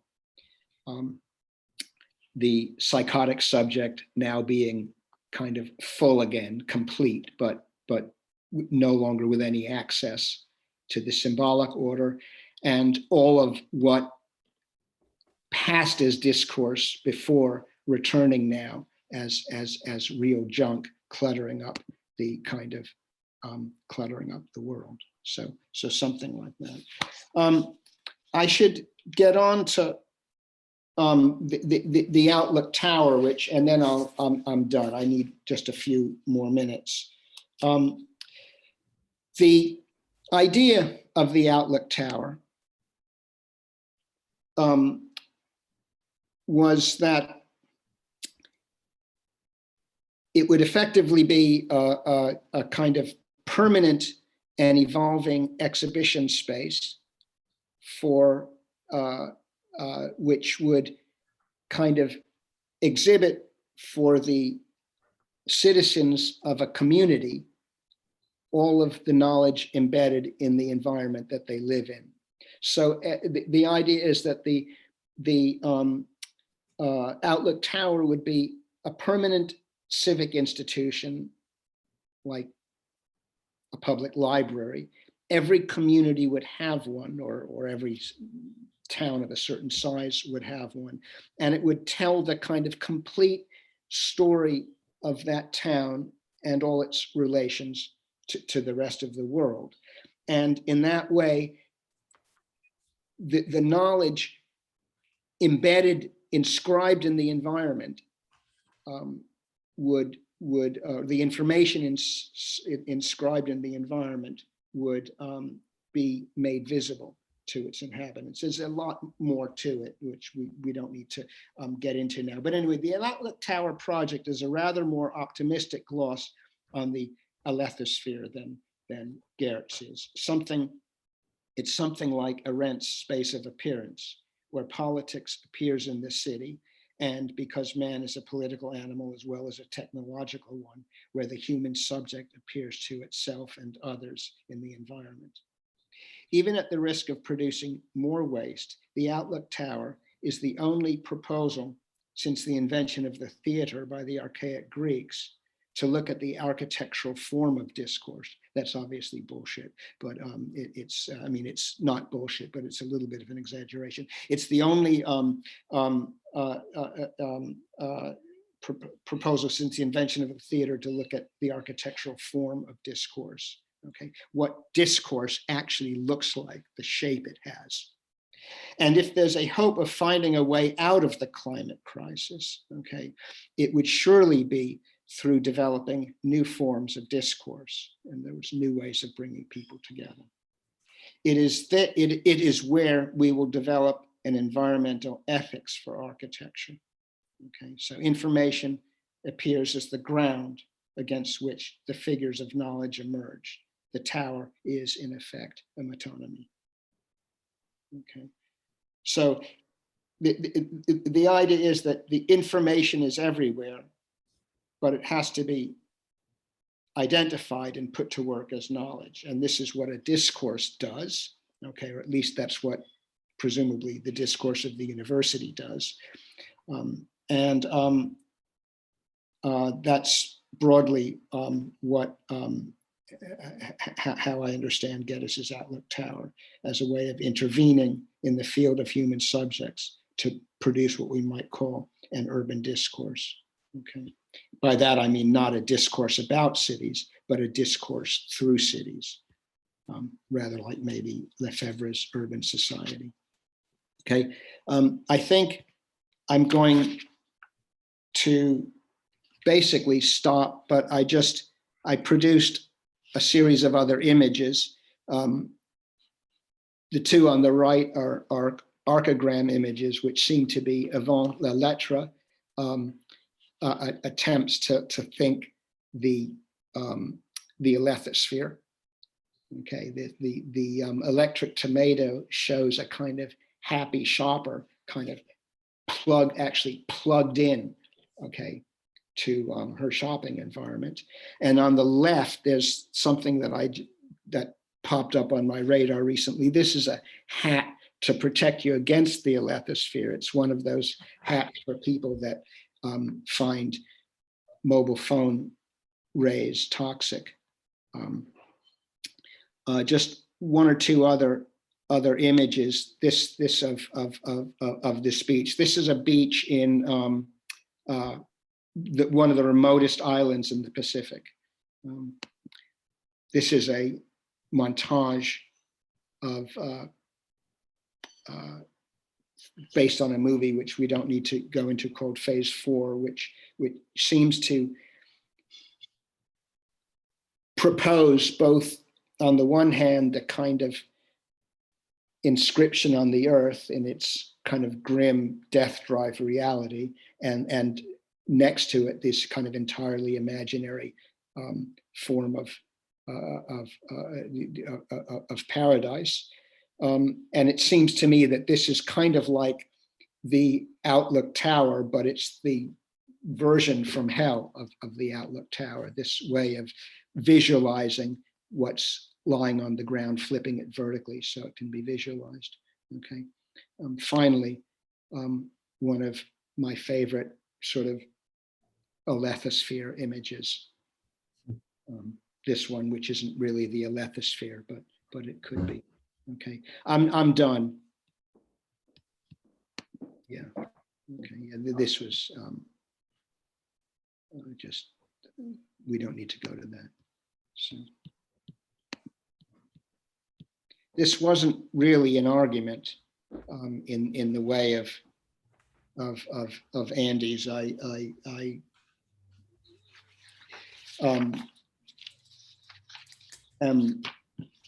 You know, it's just what I have, and I apologize. You know, but that's that. Okay. No apologies necessary. That's what this idea that the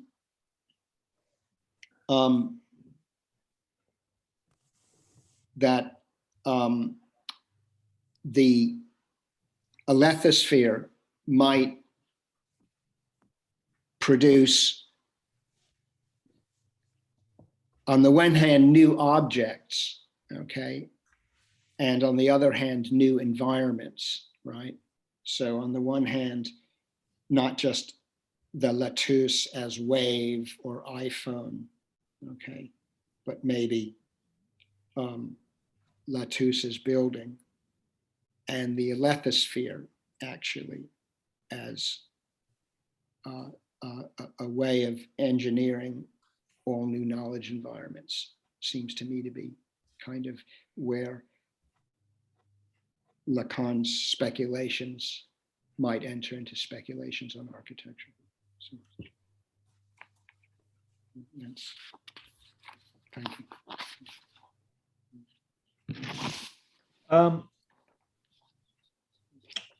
One of the things that sort of jumped out for me, both in your discussion today, Lawrence, and in the previous discussion, is a certain value given to form making, but also a certain idea of form making at the scale of both the building and the city, and indeed, if we're talking about Geddes, the region,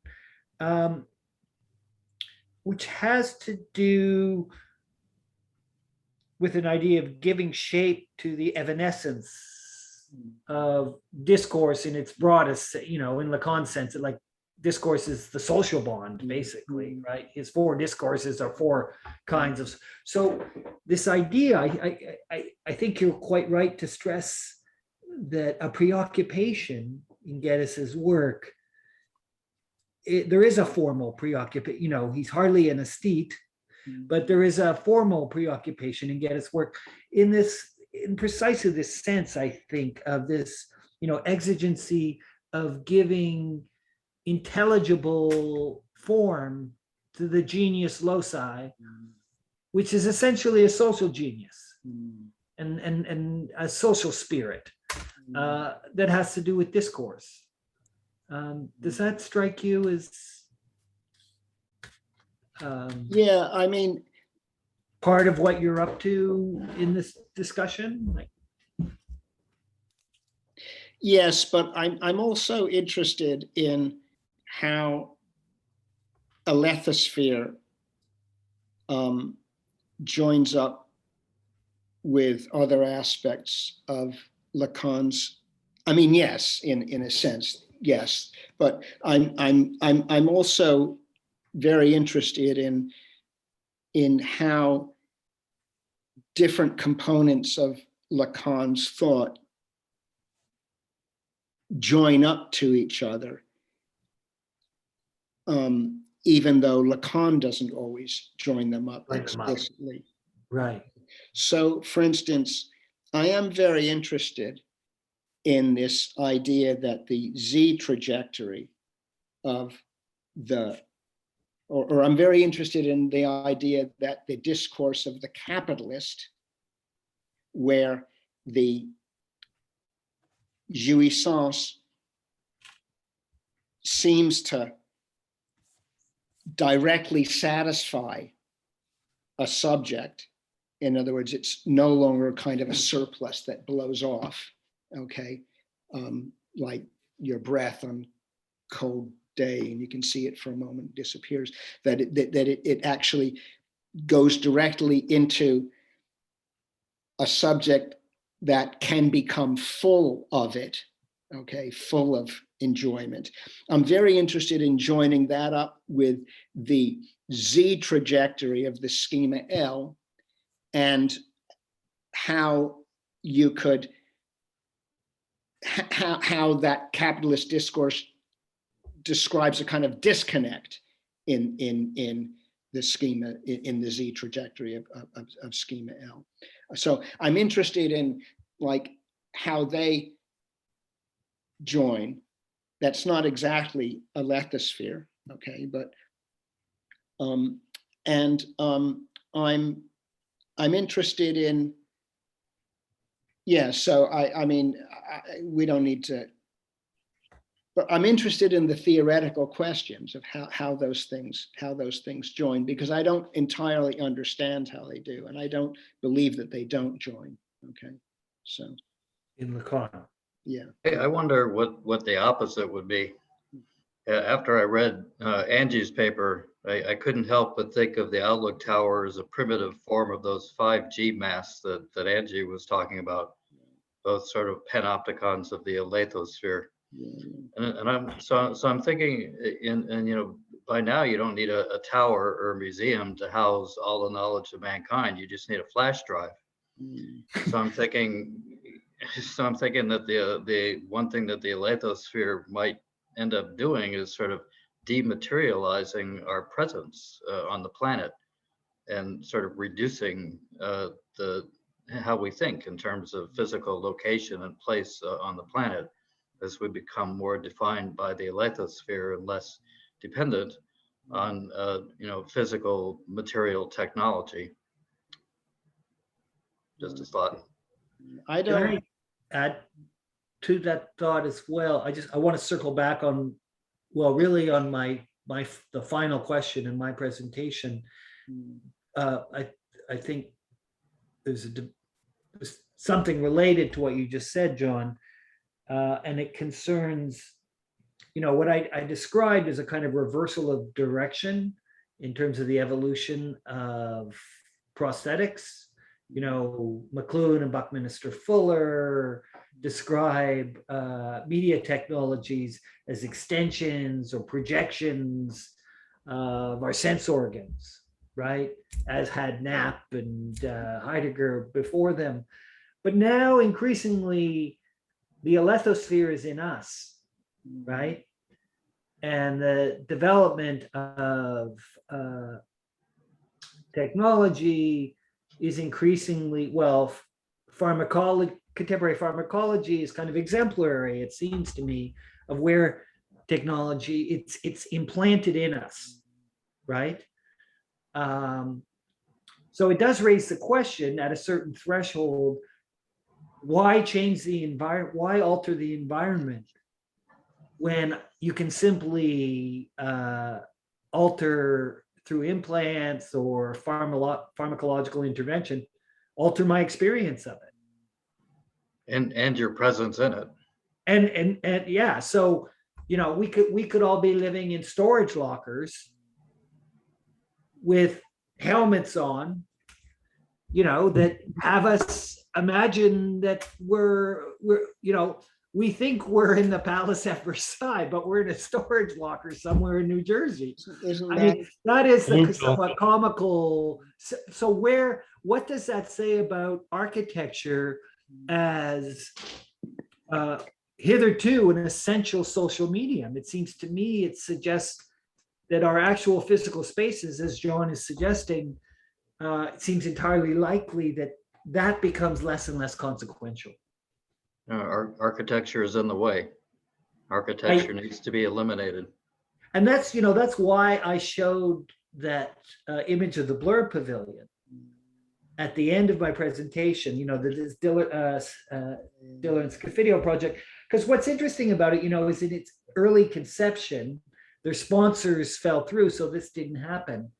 But it was less about that spectacle of the cloud and more about obscuring visual senses that would then be compensated by what they call these brain coats that everyone entering the building would put on.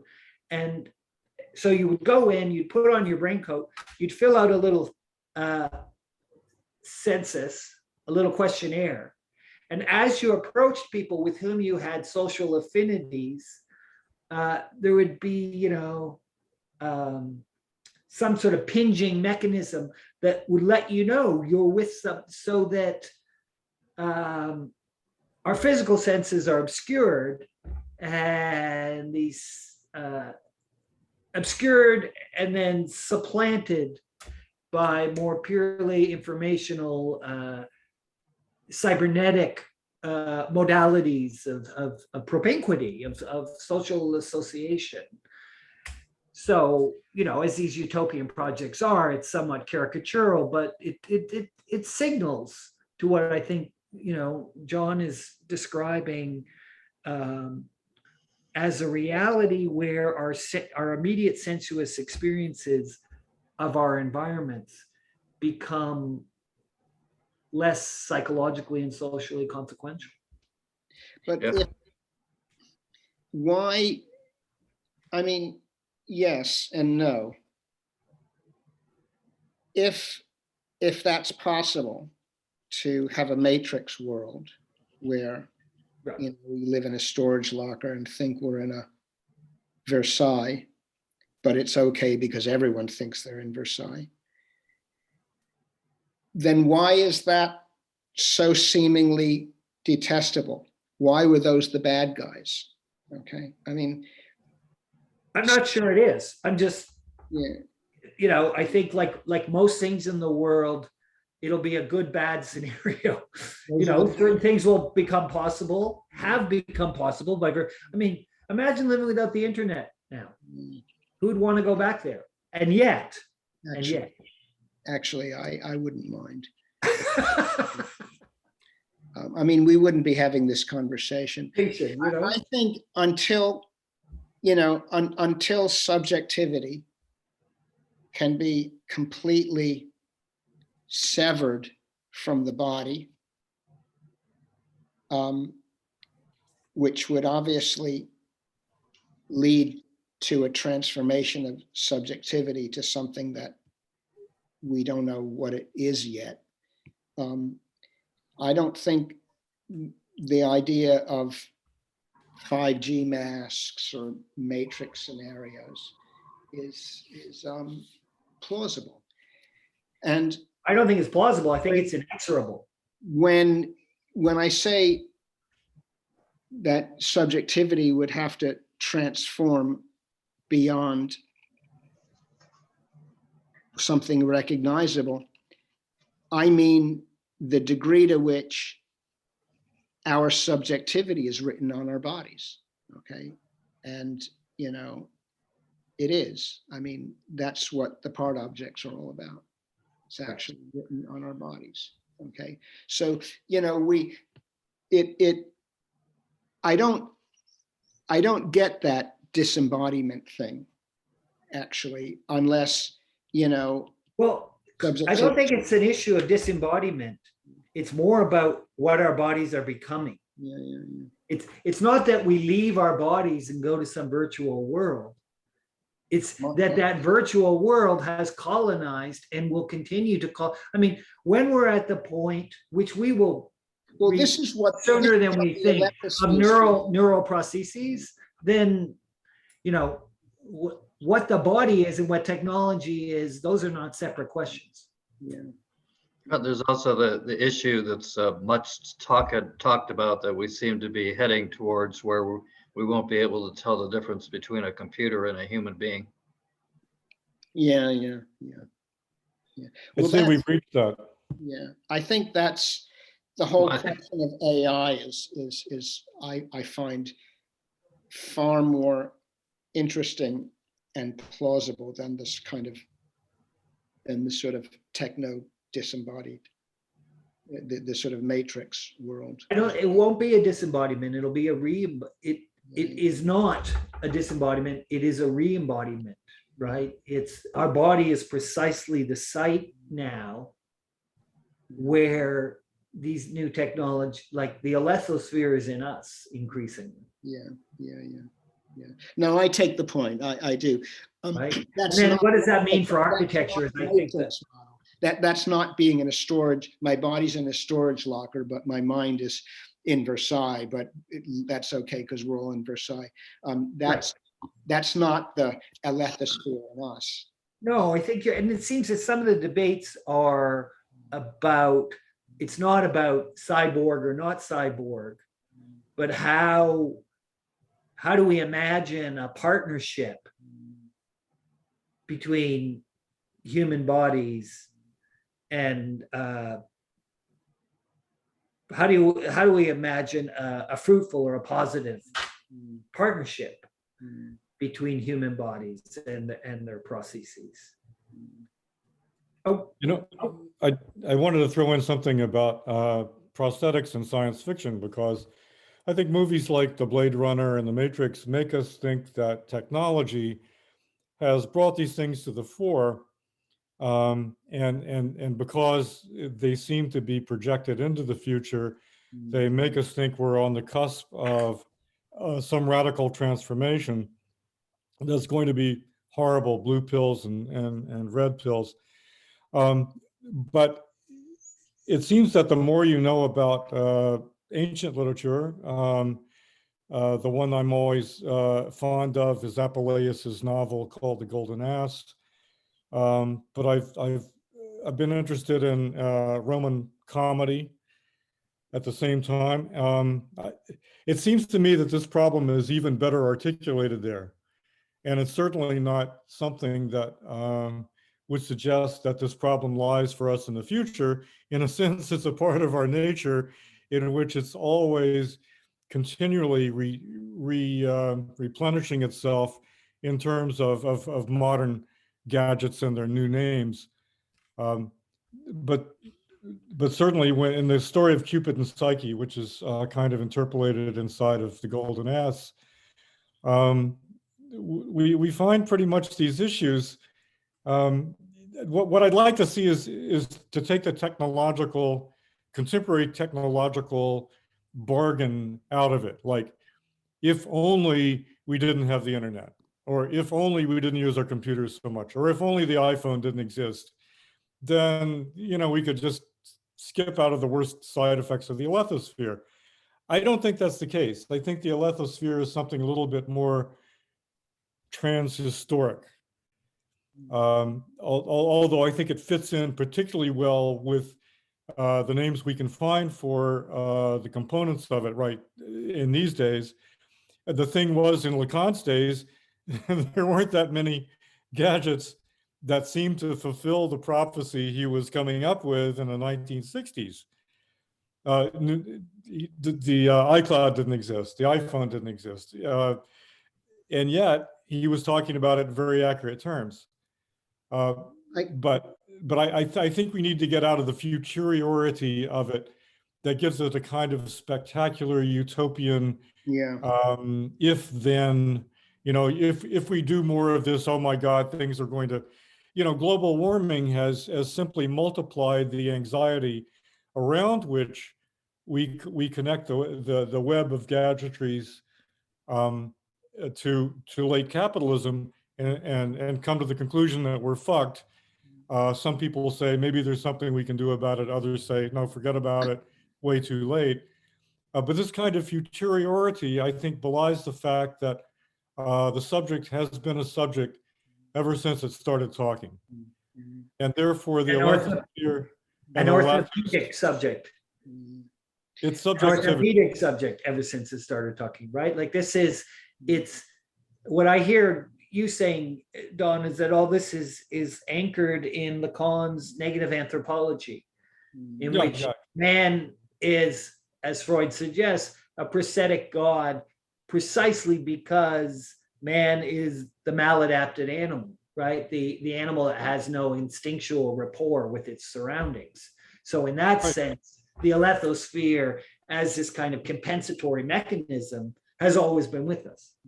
Yes, and I think Angie's paper spoke to that briefly when she cited Cassirer, who maintained that there was a component of mythic thinking within modern thought, just as within mythic thinking there was a component of sort of rigorous scientific thinking. Incipient scientism. Yeah, so it's something to be considered. So to avoid, I see architecture theory has been rife with historicism ever since Alberto played out his thematic of the Enlightenment.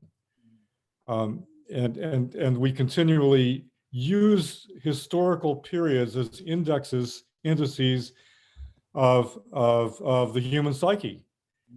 And although clearly every new age offers new envelopes, new contests, new abridgments, new neuroses, I think it's important to go back to this, like the L schema existed for primitives as much as it did for men in gray flannel suits,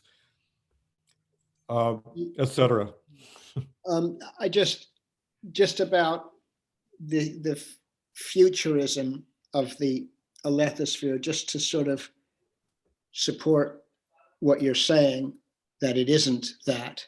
I mean, to debunk that in others. I mean, Lacan doesn't say we will have an Alethosphere. In another 30 years, we'll have one.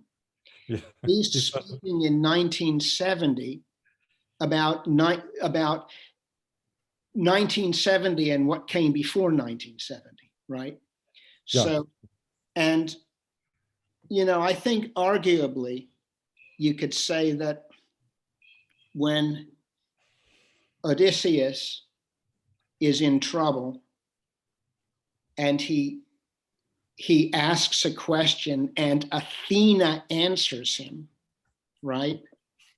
I mean, he's Little not voices in his head. He's not psychotic. He's not like, the archaic Greeks were not, as a civilization, psychotic and just simply hearing voices.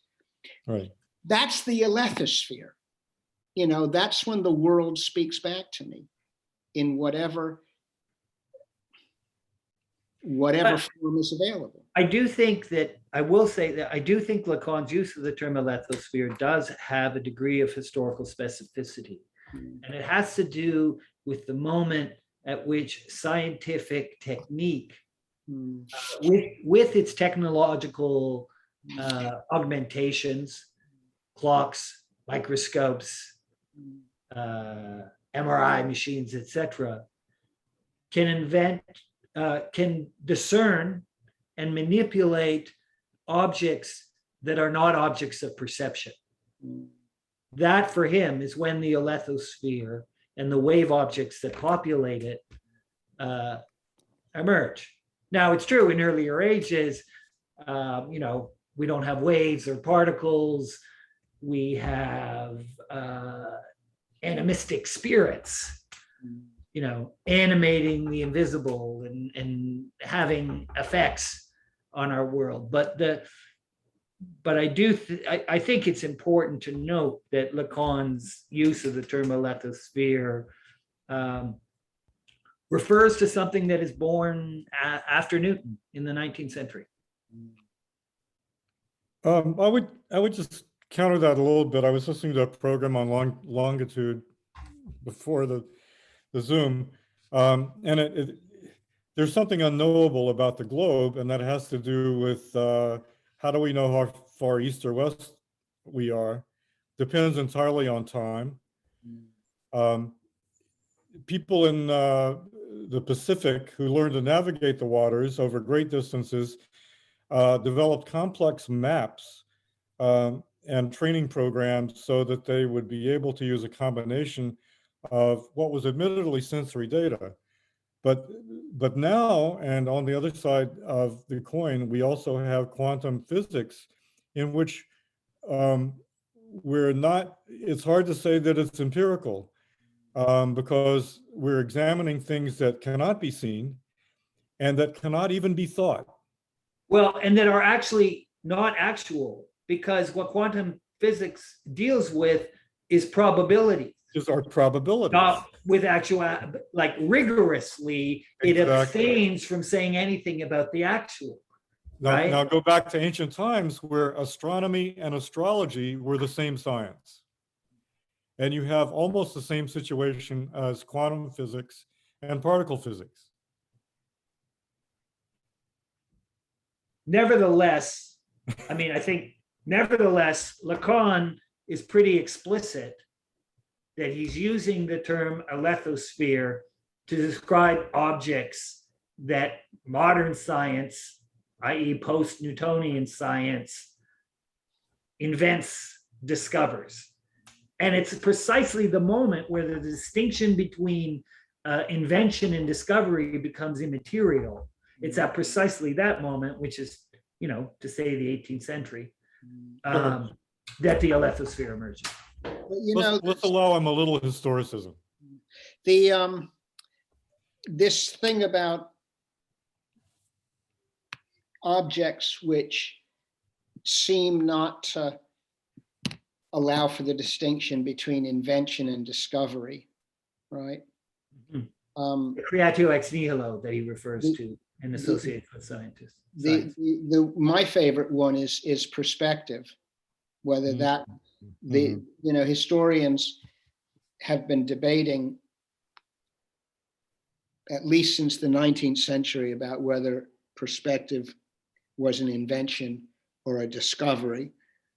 And what we really need is a way to think about it which says that it's both or neither or something, where, in other words, a way to think about it which just simply doesn't allow for that kind of distinction. It's summoning something into being, Yes, which very well would put. Yeah. retroactively then be regarded as a discovery. As having always been there. It has that same, future anterior temporality of.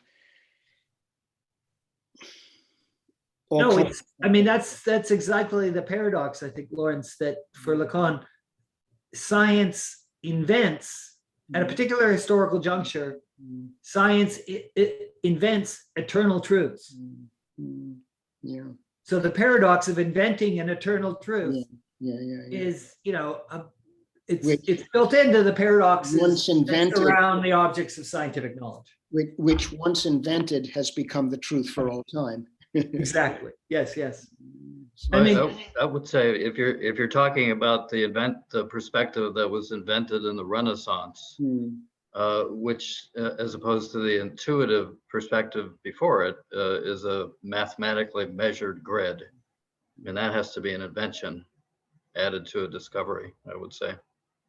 Okay, but it's a question of whether you regard,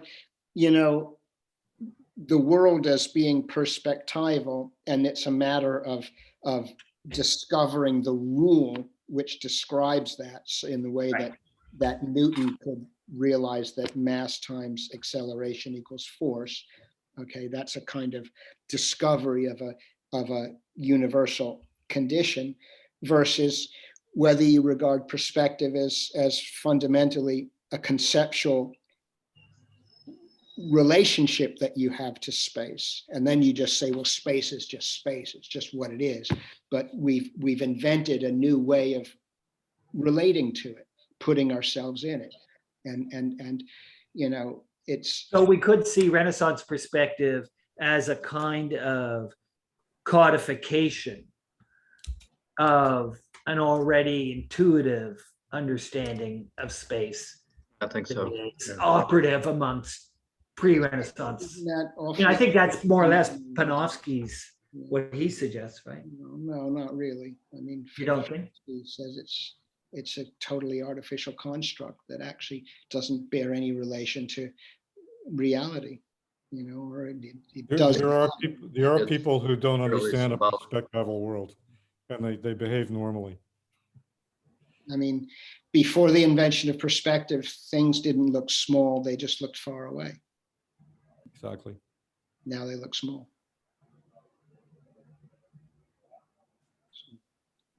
How many more talks do we have today? 2. We better. Technically 2. I'm glad to sacrifice myself if we run past. Because I'm not going over 15 minutes. Okay. Why don't we start? I had one last thought, if I could, with respect to your presentation, Lawrence, and that's,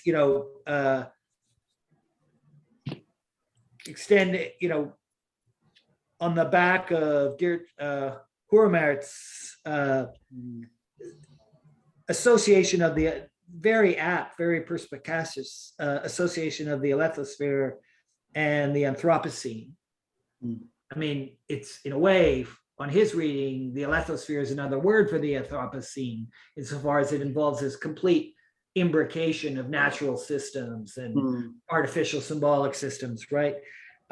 It does seem to me that the rosy version of that is precisely Geddes' idea, which of course Mumford and others take up, of the neo-technical, right? As a kind of, in his view, positive, compact of artificial and natural systems pitched at a regional scale. So I just wanted to.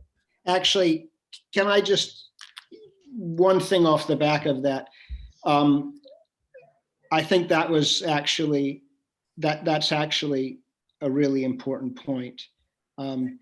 Geddes has this idea that there's 2 different kinds of technology, paleo-technology and neo-technology, and he never really is able to define them except in crude ways like paleotechnology is coal power and neotechnology is hydroelectric power. But also when- paleotechnology is entropic and neotechnology is counter-entropic. It's closer, it's That's- almost second order thermodynamics. Yeah, that- of all but- of that. That's sort of what I wanted to say. When you read them a little bit closer, paleotechnology is the technology that enslaves us, and neotechnologies are the technologies that we can use, that we use for liberation and self-realization. And of course, those aren't exactly different technologies, but how they're used. And we can see that, there's neo and paleo technological, the neo and paleo uses of technology. And we can see that dynamic played out with the internet and surveillance. They're either used to oppress or to self-realize. But I think that's actually a good way to link some versions of city discourse into the Lacanian discourse. I think that's actually a really good hinge. Awesome. Thanks again, Lawrence. Okay, I just wanted to say one thing. I think just about your presentation, Andy, I think the whole cluster that you ended with, the unary trait, Surplus And- enjoyment. yeah, I would really like to see that unpacked more. I'll send you the longer version of it, in which I couldn't do it in the time, in an appropriate, I couldn't do it in an appropriate time frame, but I believe I've done it to some degree anyway in the Right. paper version. Right, So okay, cool. I'm pleased to have your thoughts. Thank you for that. Sure. John? Can people see my screen? My Yes, sir. PowerPoint? Very nicely. Okay, yeah, I'm not gonna go more than 15 minutes. I'll just do my abstract and the first part of the video on YouTube. So my name is John Hendricks. I teach mostly history of architecture. I've still got a class going on this summer, so I spent yesterday grading tests. I live about 5 miles from the Newport Yacht Club, and I have a friend who has a sailboat, so I try to go out with him a couple times a week. So I'm looking forward to doing that. That's my bio. So I hope that this paper will generate as interesting discussion as the other papers have generated. They've been fascinating discussions so far. An architecture of cracks, debris, jug space, and the Alethosphere.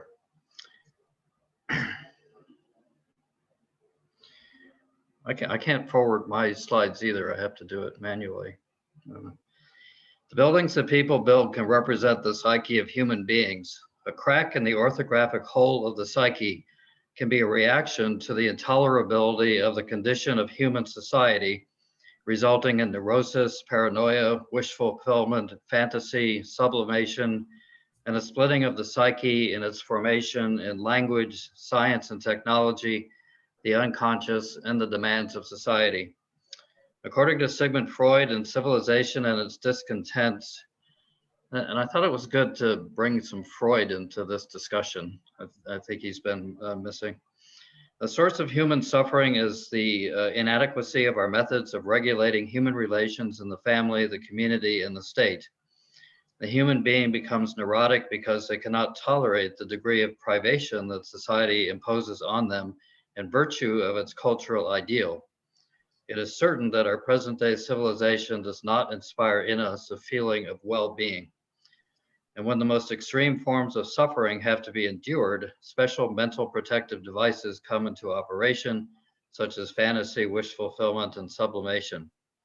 Thus, each one of us behaves in some respect like the paranoiac, substituting a wish fulfillment for some aspect of the world which is unbearable to him, and carrying this through into reality. The superstructure of language, rules, code, science, and technology and society forms the unconscious of the individual, according to Lacan, as the big other, but entails a necessary alienation from conscious thought. According to Freud, from pathology, we have come to know a large number of states in which the boundary line between ego and outer world become uncertain, or in which they are actually incorrectly perceived. Cases in which parts of a man's own body, even component parts of his own mind, perceptions, thoughts, feelings, appear to him alien and not belonging to himself. So the ego's cognizance of itself is subject to disturbance, and the boundaries between it and the outer world are not immovable. According to Lacan, language is the source of méconnaissance and the community of symbols into which the subject is inserted. In its participation in the big other, the ego misrecognizes its own unconscious, but it is the unconscious which constitutes the ego, the imaginary function. The subject is eccentric to the ego, to its own mechanisms of thinking, and does not know what it is. It is impossible for the subject to know itself, given the dichotomy of the imaginary and symbolic, conscious ego and unconscious, orthopedic body, image, and language.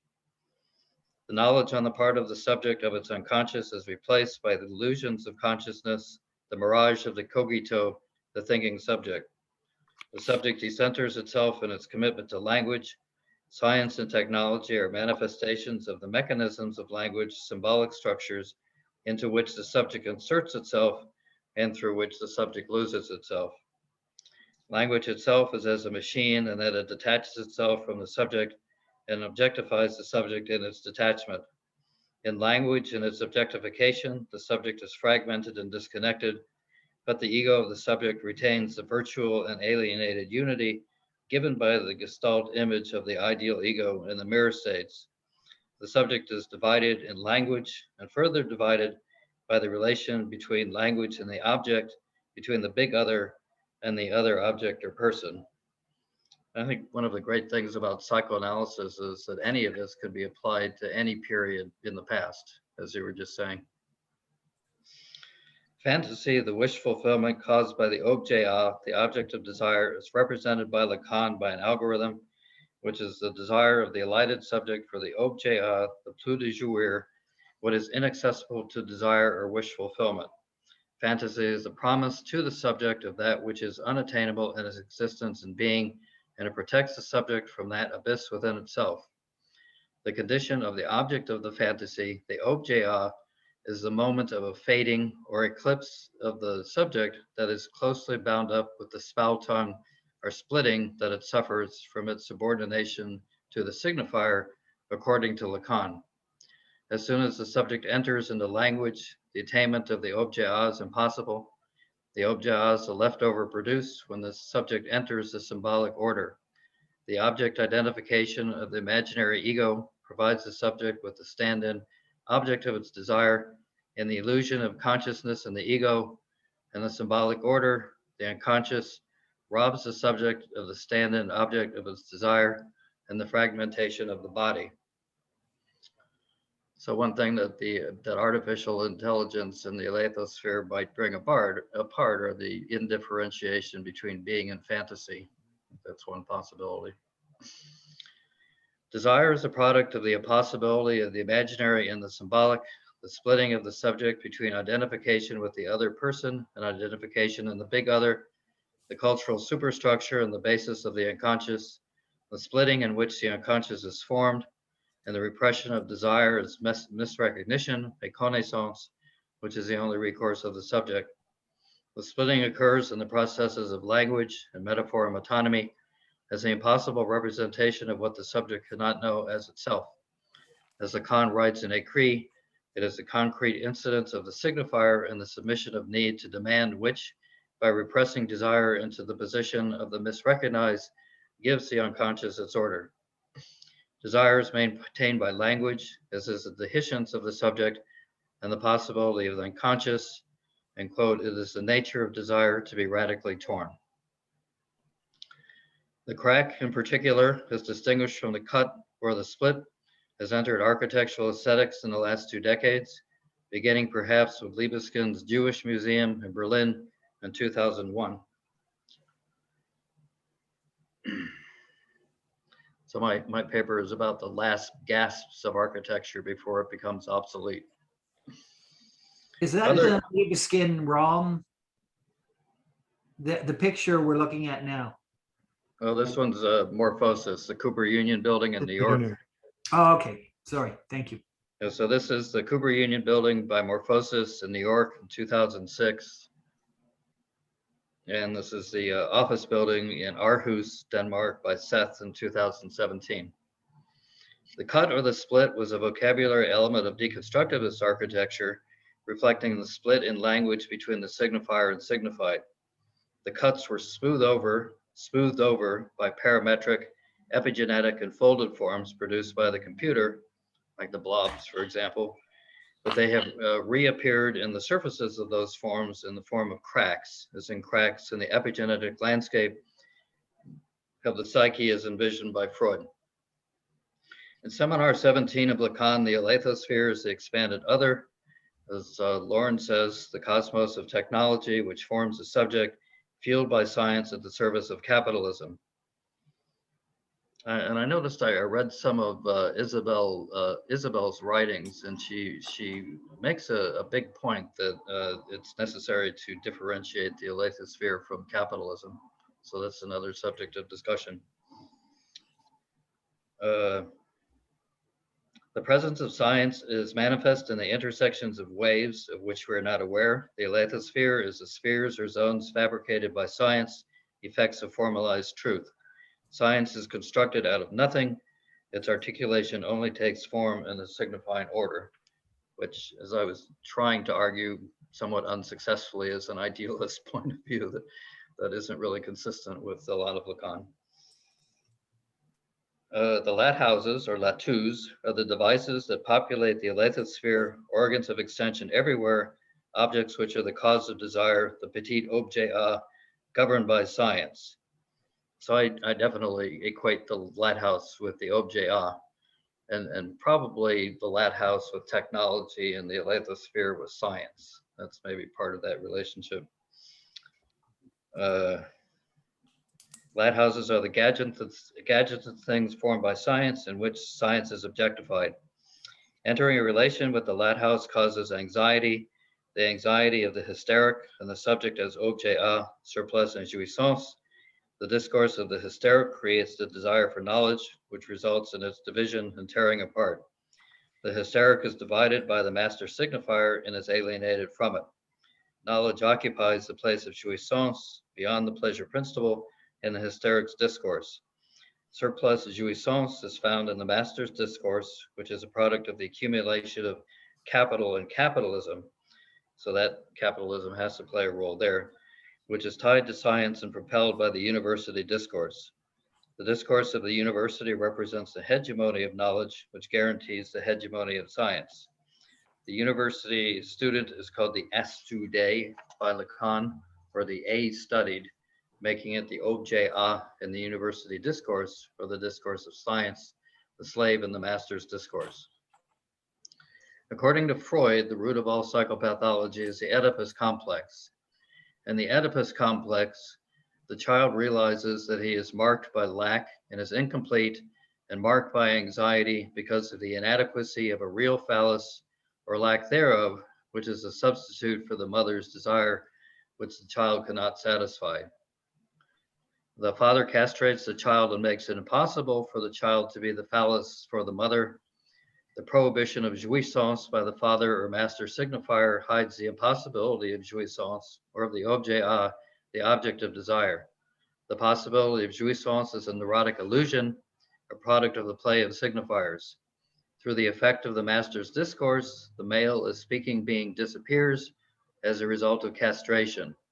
The omnipotence of the male, which represents the jouissance of the female, is where man, when he speaks as a master, discovers that he is a failure, says Lacan. I noticed that Andy likes that quote too. Yes. Castration is the deprivation of women expressed in the failure of discourse, resulting in obsessional neurosis, hysteria, anxiety, paranoia, wish fulfillment, fantasy, sublimation, and a splitting of the psyche in its formation in language, science and technology, the unconscious, and the demands of society. So I think I'm not completely convinced that we're in a completely post-edible phase yet. What might be the visual traces of the Alethosphere? Just to speculate, at the beginning of the Industrial Revolution, imagine the prisons of Piranesi in relation to the Alethosphere. Vast, terrifying, sublime, and irrational, but all the product of human construction. The prison that the human race builds for itself, the prison of knowledge and technology, filled with instruments of torture and confinement, and the billowing mechanisms of human ingenuity, which create an atmosphere of cacophony and distortion, and not to mention the panopticon in the background there. In Learning from Las Vegas in 1972, Venturi et al. Celebrated the proliferation, cacophony, and distortion of the decorated shed, constructing a cosmos of excess, signifiers, kitsch, simulacrum, hyperreality, and junk space as defined by Koolhaas in 2006, the debris and residue of the human occupation of the planet, the product of the meltdown of science and modernization, where there is no connection between parts in a landscape of the orchestration of chaos, no matter how technologically advanced. The debris that occupies the architectural landscape is the product of multiple explosions of human civilization and the human psyche: war, violence, crime, technology, political conflict and oppression, reification and capitalism, economic imbalance, etc. The charge of the explosions coming from the Alethosphere, the unseen cosmos of technology and information at the service of capitalism, are aestheticized in architecture as high art, as at Gary's Fondation Louis Vuitton in Paris in 2014, and they are embedded in the very fabric of the human community. The Alethosphere and the built environment, which is a product of it, in the hegemony of the master's discourse, necessitates the impossibility of desire of the subject and language, where the subject is torn. The Lathouse, the gadget, which is a product of technological advancement of the objet a, the substitution for desire, is perhaps the only compensation. I'll stop there.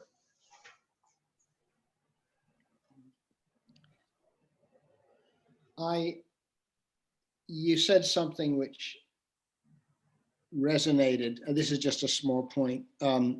This vision of Las Vegas as the alethospheric city, the city which is basically, or maybe the debris from the explosion of it or something. Yeah. Well, I'm just thinking of how, what Scott Brown and Venturi did was say, actually, this is a city where what's important is not the sort of shaped space that you can define by figure ground, but rather a city whose space is defined by the flow of information. Sure. Simply the flow of information. No space in the Lathosphere. And I just thought that's maybe one hinge that gets into the. So anyway, I'm I sorry think it's important to whether or not space has anything to do with architecture. I'm sorry, what? You Starting to wonder whether space has anything to do with architecture.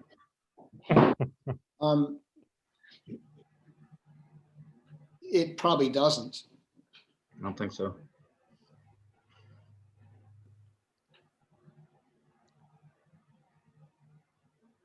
It would be interesting to go back and restructure space so that it did have something to do with architecture, but only thanks to a kind of Lacanian rewiring. Well, so that'll be our project. I'll Maybe. pay you good money. I mean, I think space has a lot to do with architecture. I think the problem is that architecture doesn't have a lot to do with space. It's a good way of putting it, yeah. Yes. I think Siegfried Gideon, as brilliant as he was, poisoned us. Space-time and architecture really did a number on setting up a kind of re-Cartesian agenda for analyzing everything that happened in architecture. I remember being fascinated by that book, but my God, what a mind fuck. What do you mean by a weak Cartesian agenda? A re-Cartesian. Oh, re-Cartesian, right, yeah. Oh, he Re-fitting. reboots Descartes through cubism. Exactly, Yeah, exactly. If you thought the old one was bad, take a look at the new one. I'm rather fond of Descartes. I have to say, he's a Oh, no, great intellectual hero of mine. But I'm right up there. I think he's being rehabilitated, but unfortunately from the wrong side. He was a good friend of Descartes and Pascal, and they were on the verge of convincing him that projective geometry was something he should incorporate. And unfortunately, he never made the giant step. And both of them got involved in a kind of turmoil of pamphleteering and bad press. And so Descartes decided just to stick with the Cartesian coordinates, which ironically are very compatible with projective geometry. They're involved in a lot of it, but he didn't understand quite the revolutionary move it would have been to consider these theorems where there's outside of affine geometry, there's a kind of theory of latency that would mesh perfectly with, in fact, Lacan does use it. He just doesn't cite his original sources. And most Lacanians are not aware of the sources of projective geometry. But I think Descartes would have been enormously productive if he had been plugged into Lacan. If he'd started reading Lacan early enough. well, he was enormously productive, and not least because Lacan read him early enough Exactly. and took immeasurable instruction from, as Corey put, there's three things that are essential for Lacan, I think, in Descartes. I don't want to get too set, but the first is the algebraicization of geometry, right? The introduction of the little letters. Yep. The second is the invention of the cogito. And the third is the definition of God that he gives in book 5, which is not the deceiving genius that we get or in meditation 5 rather, but the all-powerful and non-deceiving God. So those three things together on first Corey and then Lacan's account, first of all, they go together. You can't have one without the other, as it were. And they establish for Lacan the conditions for not the technical achievements of modern science, but the general Weltanschauung of modern science, the mentality that the 17th century introduces. Exactly. John, I just want to try and make a connection. It's maybe a very superficial one between the first thing that stuck out for me in Lauren's presentation, and that was the idea of architecture or city planning and design as giving shape to the evanescence of discourse in Lauren's presentation. And then your remark early on, which is refreshingly unorthodox, I think, in the contemporary context, that architecture can represent society, that there is a representational agenda, conscious or unconscious. Well, that's a historicist point of view. But I took you to be meaning that architecture still has or can have that agenda, right? That we can read our psychic dilemmas more or less off of the forms that architecture is generating in any given historical moment. And I think I believe so. Yes, absolutely. I think that's a somewhat unpopular view at the moment. And as you know, unpopular views interest me. So I've got a lot they of get me excited. So yeah, I just wanted to invite you to expatiate a little more on, I mean, you obviously talked about it at length, but is there more you would like to say about this kind of representational mandate that you understand architecture to have, Yeah, especially with respect to the contemporary context? I almost take it for granted, and in pretty much every situation I'm in, I get a negative response against it. You're accused of treating architecture as a kind of allegory. Allegory. Social. I thought you just picked them out in the first place as the most unpopular ideas. You know, for example, when I try to talk about Lincoln Cathedral as a catechism, you know, there's so much Right. negative reaction to the use of the word catechism in relationship to architecture. that they can't even hear what you're saying. They can't even hear what I'm saying. Yeah. So, you know, that's I don't care if it's not popular. That's the way I think. So Could I, Perhaps it's the Catholic overtone that it has rather than the intellectual content. well, just the word catechism. I mean, you know, separating the definition of the word from, you know, the Catholic parchment or whatever, and just defining a catechism as just any three-dimensional model of knowledge, taking the Catholic part out of it. Sorry, I'm late, guys. Yeah, Really, yeah. my apologies. Yeah, a more general definition of the word catechism or edificium or just any word to indicate that architecture can communicate ideas, Right. you know, metaphysical ideas. I mean, I would go. Cenotaph. For I instance. would, huh?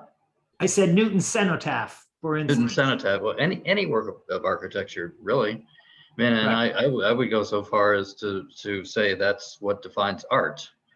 The difference between a urinal and a bathroom and a urinal hung on the wall is that the urinal in the bathroom is purely functional, while the urinal hung on the wall communicates an idea that's not immediately connected to its function. That makes it art. Right. Or to quote Krauss, it's the distinction between an urn and a piss pot. Yeah. So, you know, and that can be applied to architecture. Architecture is art, the communication of ideas. Can I push that a little further with respect to, you know, let's say architecture post 45? I mean, you made this distinction. It came up. I think I raised it, in fact, in our last discussion with respect to Wolter's presentation.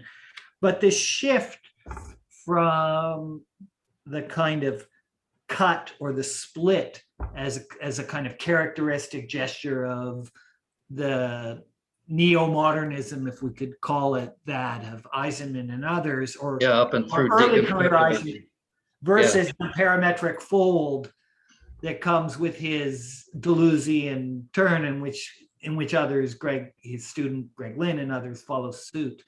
But for, you know, since the early 2000s, it struck me that really you do see the representation of a broader kind of cultural social mentality in that shift, right? This obsession with connection and continuity that is so characteristic of our culture is legible in this fascination with folds and continuous surfaces.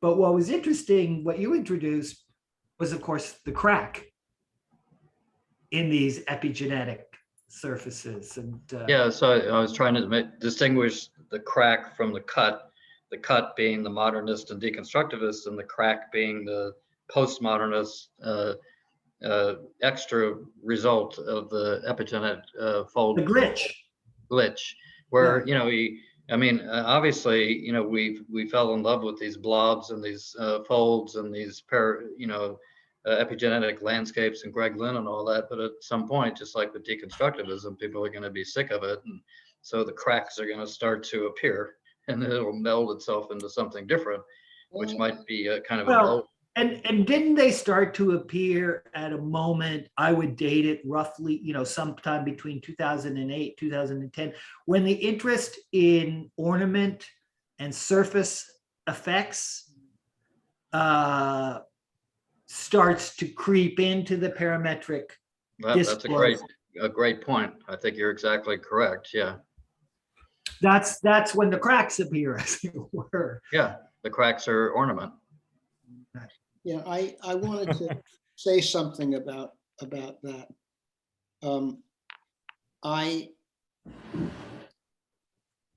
I mean, again, it's a relatively minor point, but the buildings that you showed, the Cooper Union building, the Berlin, the Jewish Museum in Berlin,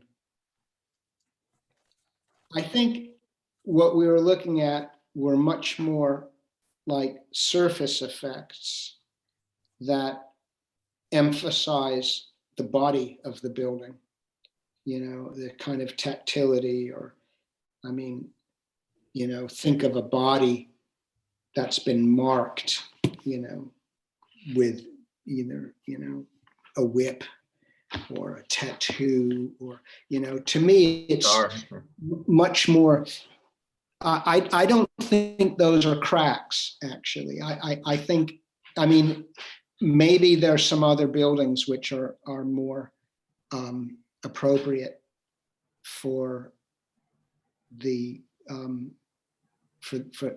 this paper, that are more crack-like or something, right? Well, you know, I thought of buildings, you know, that like Gordon Maddock Clark, for example. I mean, if what you're saying is that's more in terms of what you think a crack is in architecture, I mean, I decided that it just wasn't relevant because you know, just to I think Andy's that's point, too these are consciously sort of ornamental surface effects being applied by the architects to make the building art, and to say something other than what the function of the building is. So I wanted to keep it to that. Okay. Okay. So what, you know, whether you I call don't. it cracks or I not. wasn't thinking of. I wasn't thinking of Gordon Maddock Clark. I don't think that actually that's a good example. Well, what's a good what? Well, what I'm not sure just at the minute, but I mean, Are that's they not, furrows? what? If they're not cracks, are they furrows? well, yeah. What would you call them? Well, What I would be think a there's, better Well, word I for mean, the them? analogy to scarification strikes me as apt Yeah. insofar as they are cracks or rips, or, you know, they involve a rending of the continuous surface, but it's less traumatic than but it's about, histrionic ornamental. it's about what, I mean, I definitely agree they're ornamental, okay, but it's just about what they're communicating. They seem to emphasize the bodily integrity of the building. They're not threatening it, okay? And I sort of expect the crack to somehow threaten it. But the bodily integrity of the building thought in contradiction or contradistinction rather to the kind of total gestalt, right? They make, Well, that's sort of what I'm talking about. they draw attention to the surface, to the grain of surfaces, to the materiality as opposed to the gestaltum of the building. No. And the tearing apart the body integrity of the building was the deconstructivist agenda, whereas the, you know, parametric agenda is to reintroduce the bodily integrity of the building in the epigenetic surfaces. What does epigenetic mean? I don't know that word.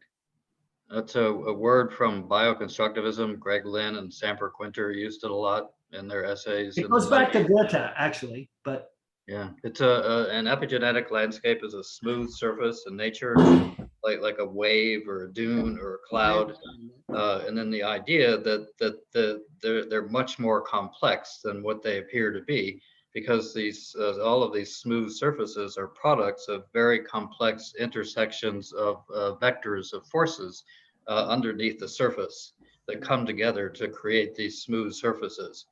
And these complex vectors of forces connect the smooth surfaces to other smooth surfaces in the atmosphere of the Earth. So, for example, the butterfly effect is connected with it, right? The idea that if a butterfly flaps its wings in Tokyo, it'll affect the trajectory of a tennis ball in Paris. It's because these smooth surfaces that we perceive and that we inhabit are connected by these underlying vectors of forces. which as I say that, could be another way of talking about the Alethosphere.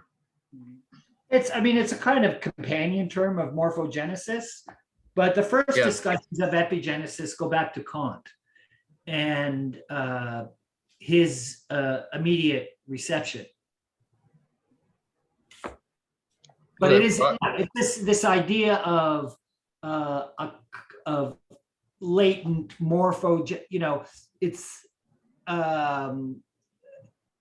as opposed to the sort of zoomorphic, as opposed to the Aristotelian idea of, of forming of matter.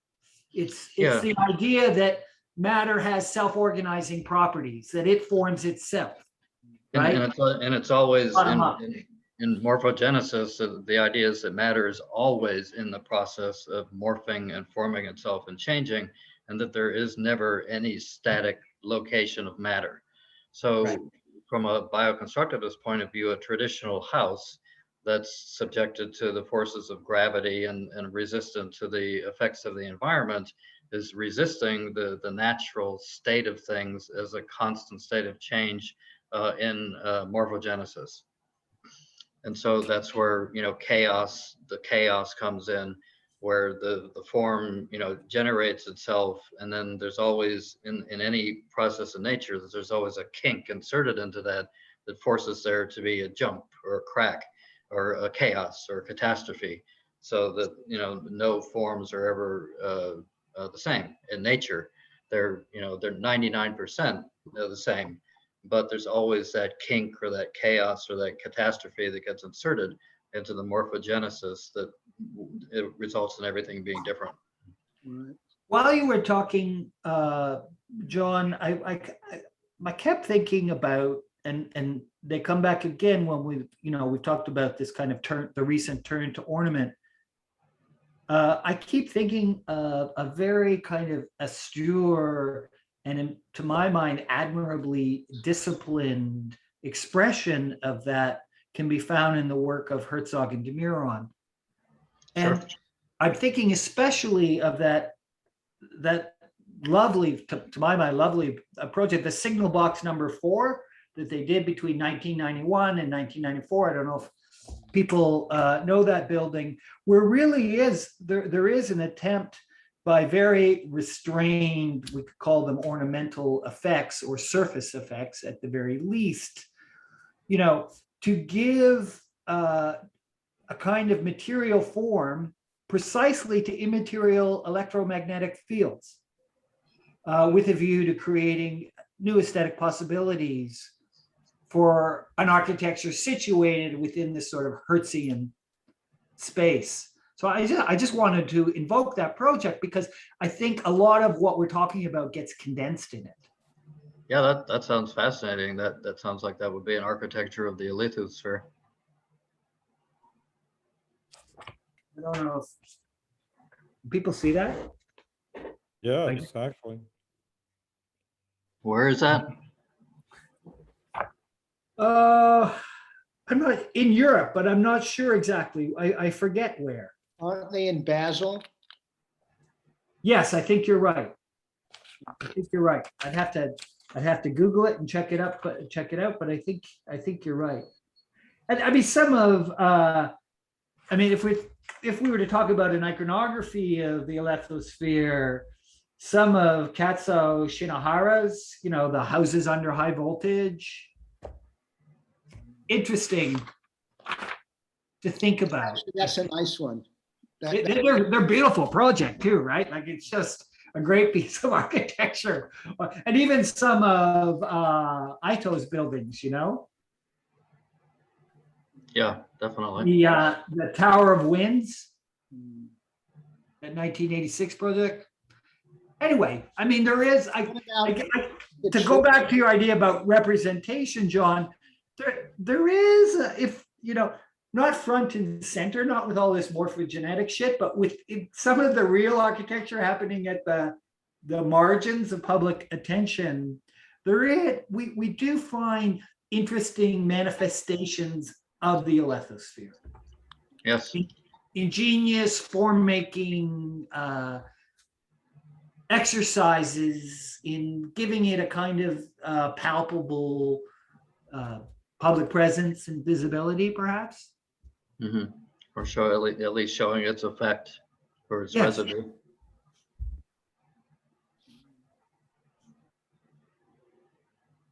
How are you doing, Tim? Is he still there? I wanted to say hi. There he is. He's still moving in the shadows. I need to buy some light bulbs. You need to join the Alethosphere, buddy. Yeah, It's get called plugged in. electricity. I've been doing some videoing and I got all the lamps in the studio room. So, Go to the Lathouse store and get some. well, but you know, in America we got you know, like what, 5 different kinds of bulb socket, don't we? So no matter what it is you got in your cupboard, it doesn't fit the lamp. It doesn't fit. Burned out. So. It's like the damn razors you buy for your razor, the blades you buy for your razor. They'll never fit. They're always the wrong one after you spend $40. Yeah. Same with the printer cartridges. There should be Yeah.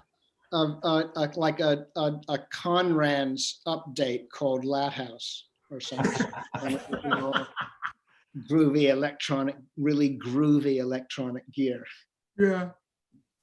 So, Well, my son has outfitted our apartment now with those strings of LED lights. They call them TikTok lights now. Do you know the ones I mean? no, I don't. Oh, you get to feel like you're in a nightclub all day long in your own home. Remember when you could, on Christmas Eve, you could tune into a TV station and it would just have a video of a log burning. Right. You Now know, they have whole channels for that. No, I mean, I don't know if it still exists, but one of the New York City TV stations or American TV stations accessible in New York had that as a kind of public service on Christmas Eve. You could just put this thing, you know, put it on whatever that channel was, and it was just, you could just watch this kind of fireplace with a lovely. That's what the sacred hearth looks like when it hits the Alethosphere, I guess. Yeah. So, I guess, well, should we move on to Don? I mean, is there? Yes. Yeah, sure. Before we die, or I just have a 2.5 minute little video. I could just talk through it and call it a day. okay. I have like two things on YouTube. You're welcome to look at them. They were done while I was interested in vertigo, because I had run across this great idea of the structure of the con game. And I thought it related to Lathouses and the Lathospheres. So I worked that out. I also have 2 papers out. So I have plenty of stuff out there. I don't care if anybody reads it or not. But I've been studying Seminar 9, which has a lot of topology in it. I understand every 30th sentence or something, but I'm trying to reconcile some of the things in Seminar 17 with what I've found in Seminar 7 and especially Seminar 9. So they basically have to do with a kind of speculative use of Lacan. What I appreciate about you guys is you actually do your homework and give fairly good accounts of what's going on, so that I really do have a feeling that we've made some headway in understanding 17. My work is less reliable, I think, because I'm pushing it to a kind of psychotic limit in wanting to understand this. But let me just go through. I can narrate this little thing if I can follow my own advice here. The pinch test, yes. Okay. Can you see it? Mhm. Okay. but Let her roll. the thing is blocking the view at the bottom. Oh, really? The, yeah, that bar is, yeah, You can just move that down, right, Don? yeah, No, I can, but I have to start it first. okay, Yeah, so perfect. Oh, that's okay, better. okay. The bar, you're so precise, Lauren. That thing. Okay. There's a deal. I'll just start it while I'm talking. There's a part where Lacan in L'Étourdi, part 2, talks about if you want to blow your mind, you take a torus and you pinch it with your 2 fingers, and then you move your fingers along the surface of the torus, always pinching at the same angle, but rotating them a half turn. He says you will construct a Mobius band. The marvel of this, just it's supposed to go, what? Is that the torus is a perfectly ordinary figure. We find them in every donut shop. It's not 2D, it's 3D. It's like a bicycle tire, can be inflated or not. And yet the Mobius strip is 2D. So you get an entirely different kind of structure arising out of an action that you take. The curious thing is the thing that you've used to prove to yourself that a torus is inflatable, got a middle in it, it's hollow, it's a 3-dimensional figure. The very same proof you use to prove this as a 3D figure, the pinch test, simultaneously, if you twist your hand as you're moving around, proves that it's 2D. There are 2 things that Pappus of Alexandria was famous for. One is he invented projective geometry, which gives Lacan a lot of reasons to drive people crazy. Pappus discovered a geometry that was curious in that it was historically subsequent to Euclidean geometry, but it was logically prior to it. That is, you can derive Euclid from projective geometry, but not the other way around. Then he had a couple of theorems that were basically forgotten until 17th century when Descartes and Pascal revived them. Descartes, being an architect, should raise our eyebrows. Pascal, being a boy genius, is just par for the course. They developed Pappus's theorems into things that would help architects draw perspectives more easily. But also Pascal was interested in the theorems. You should take a look at the theorems. They're rather elegant and quite counterintuitive. That is, projective geometry takes the vanishing point as a literal object, and it mathematizes it and shows how you can produce a kind of geometry that doesn't require any physical measurement, that is completely independent of the protractor or the compass. You don't have to measure any distances. It works no matter what. Therefore, it's a basis for almost every topology. And also origami, because it uses folds to prove its major theorems. I'll start this up again. Pappus also did a study of the ancient procedures of analysis. It's kind of a historical discourse that started even before Aristotle, but he really gave it the kickoff.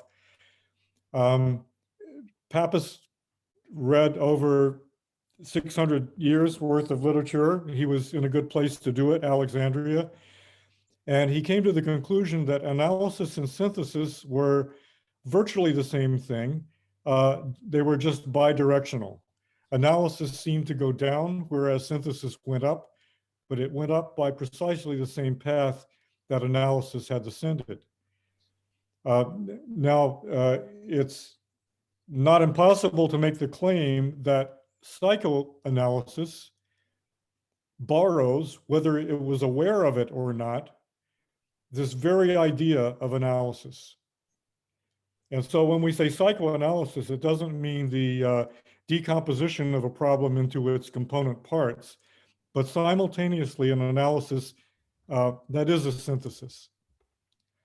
So I just wanted to use some other analogies of the sphere, which come into seminar 17, is that Lacan talks about a sphere, but also aligns that into the idea of an asphere, an alethosphere, whether A means not a sphere or a truth sphere. And elsewhere, he's used the illustration of the cross cap, which embodies two different topographies in it. An affine topography, which is the bottom end, makes it seem like it's just an ordinary balloon kind of figure. The top part of it, which is pinched together, again, the pinch test, which produces a Mobius band. And if you think of the Mobius band as two edges, they are absolutely parallel. And your fingers of your pinch test can prove to yourself that these are lines that never meet. However, once you rotate them around the Mobius band, you realize that although they never meet, they're actually the same line. The line seems both to meet and not meet itself by virtue of its identity.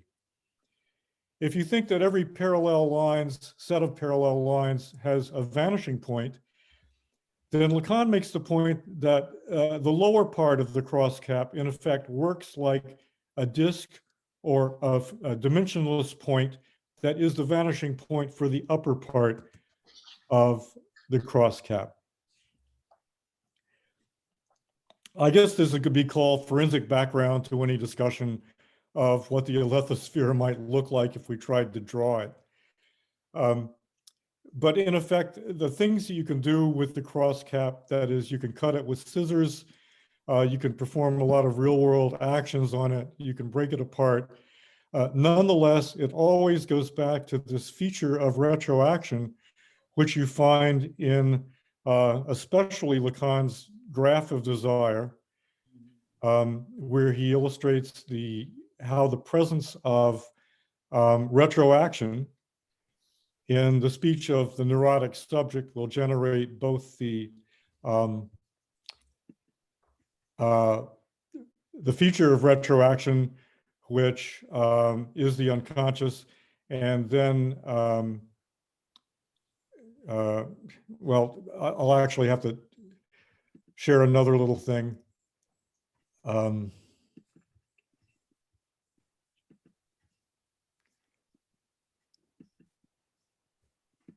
I'll just play the first part of this.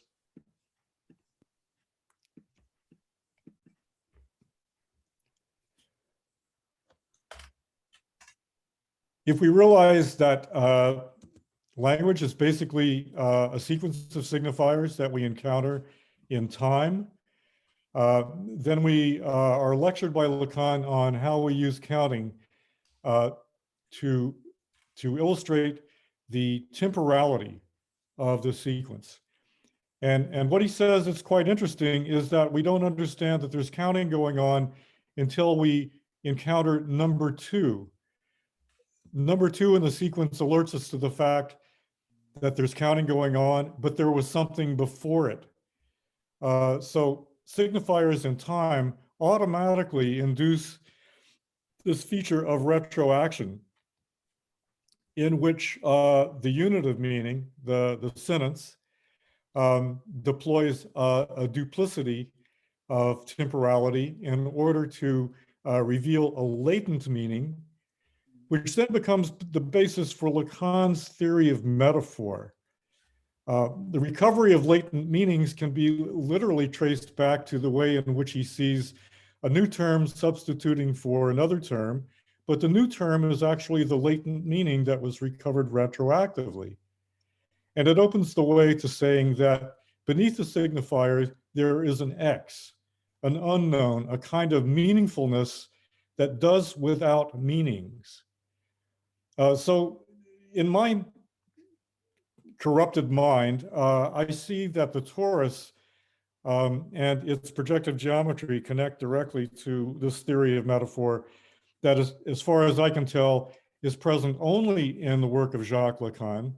I've tried to go through Ricoeur's great book on metaphor, but then realized that it was it was great, perhaps in the fact that it failed to mention Lacan even once, even though Lacan, of course, has a major theory of metaphor, and Ricoeur knew Lacan personally, and Ricoeur's son attended Lacan's seminars religiously and kept lecturing his father and saying, "Dad, you just don't understand." So there it is. I'm going to stop there and just say this is my coda to what I think has just been an excellent afternoon of a kind of explication of everything I didn't know about Seminar 17, but was afraid to ask you guys. Can I just ask a point of information? Don, you said you were getting most of the topology from Seminar 9. Mm-hmm. Sure, because Seminar 13 has an awful lot of. Oh, tons. It's the only reason I'm doing it is I was assigned to do it.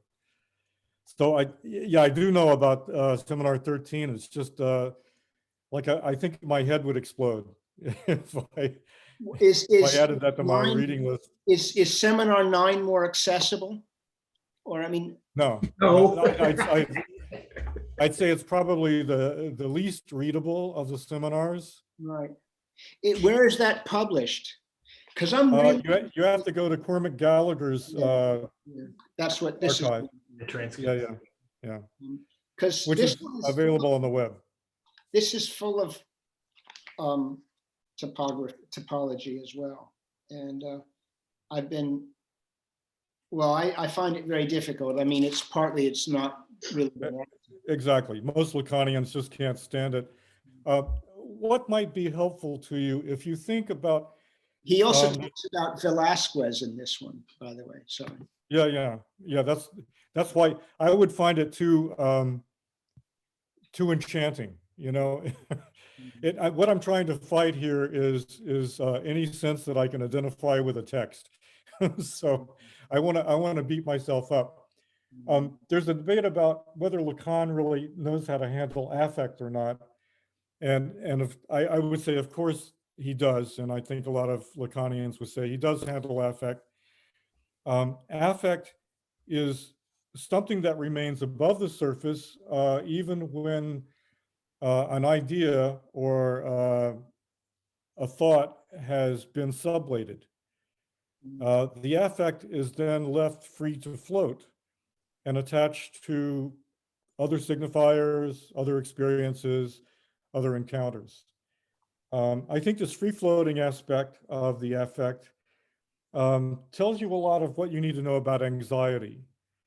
And so I'm hoping that after I finish Seminar 9, I will go back and write something quasi-intelligible about anxiety. Because I think, well, to take Las Meninas as a good example, the mirror in the back of the room generates such anxiety that some art historians have thrown things at other art historians at meetings to say it's not a mirror. And the purpose of the painting seems expressly to have a contest over who's exactly standing in front of the canvas. Is it the king and queen? Is it Velasquez? Is this the modern day viewer? Who is it? You know, this space that's both outside and inside the painting is a marvelous rendition of topology. Without topology, we could not understand what Velasquez is doing. What is even more amazing to me is that Velasquez must have known what he was doing. And he demonstrated this in the painting. I think Lacan connects to that. Also in his work seminar 7 with anamorphosis, it's clear that Lacan understands the implications in terms of anxiety with topology. I wanted to respond to a few. First of all, to this issue you've introduced, and I'm glad you've introduced it, or actually reintroduced, because I introduced it in passing in my own presentation. This issue of anxiety. You know, as I mentioned at the beginning of Furrows in the Atmosphere, Lacan says there's only one affect. But first he says thought's kind of like an affect, and he says, and there's only one, and then he never he never tells you which one it is. However, if you've read Freud, you know that Freud says anxiety is the primary affect, and that in fact we feel guilt and shame because it's less painful than feeling anxiety. Exactly. Right? It's displacement or dissimulation of what is originally an experience of traumatic anxiety. But then, you know, at the end of Furrows, Lacan swings back on that and names anxiety and says, you know, as he says in Seminar 11 as well, that it's the affect that most immediately comports with the object. And he also, by extension, links it with the Lathouse. So that was one comment I wanted to make. The other is I'm so interested about what you had to say, Don, about retroaction, because it relates quite immediately to my own, perhaps too elliptical discussion of the kind of syncopation or interplay between unary trait and object, which Lacan analogizes with the Fibonacci series, right? And again, it's entirely a product of this process of retroaction that always produces a kind of exudate or spill off, which is the object A. But that unary trait, as you point out, it's the first two or the second one. However, I mean, Lorenzo Chiesa, in his wonderful book, The Not Two, I recommend it to all of you, you know, identifies it as, you know, not the first thing, but the count of the first thing, right? The count of the first thing that we find that it's the second thing. Right, and the unary trait, I mean, you can't understand the unary trait outside of that logic. Of that argument. Of retroaction. So I was very, very pleased. Well, I was so happy that you brought that into the conversation. You forced me to go back to that section. I didn't really want to do it, but it's proof, I think, that Lacan knows what he's doing. When he talks about, you know, this is a binomial expansion, 1 + 1 over x. And of course, x is 1 + 1 over. So you plug that in.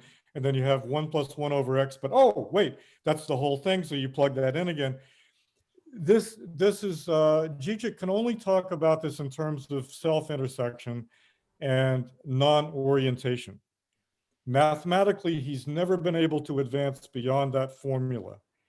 Right. It's a good formula, and it perfectly describes what a projective surface is. However, Lacan can take you into the mathematics of it to say, look, this is an expansion of a binomial, a perfectly straightforward binomial expression in algebra.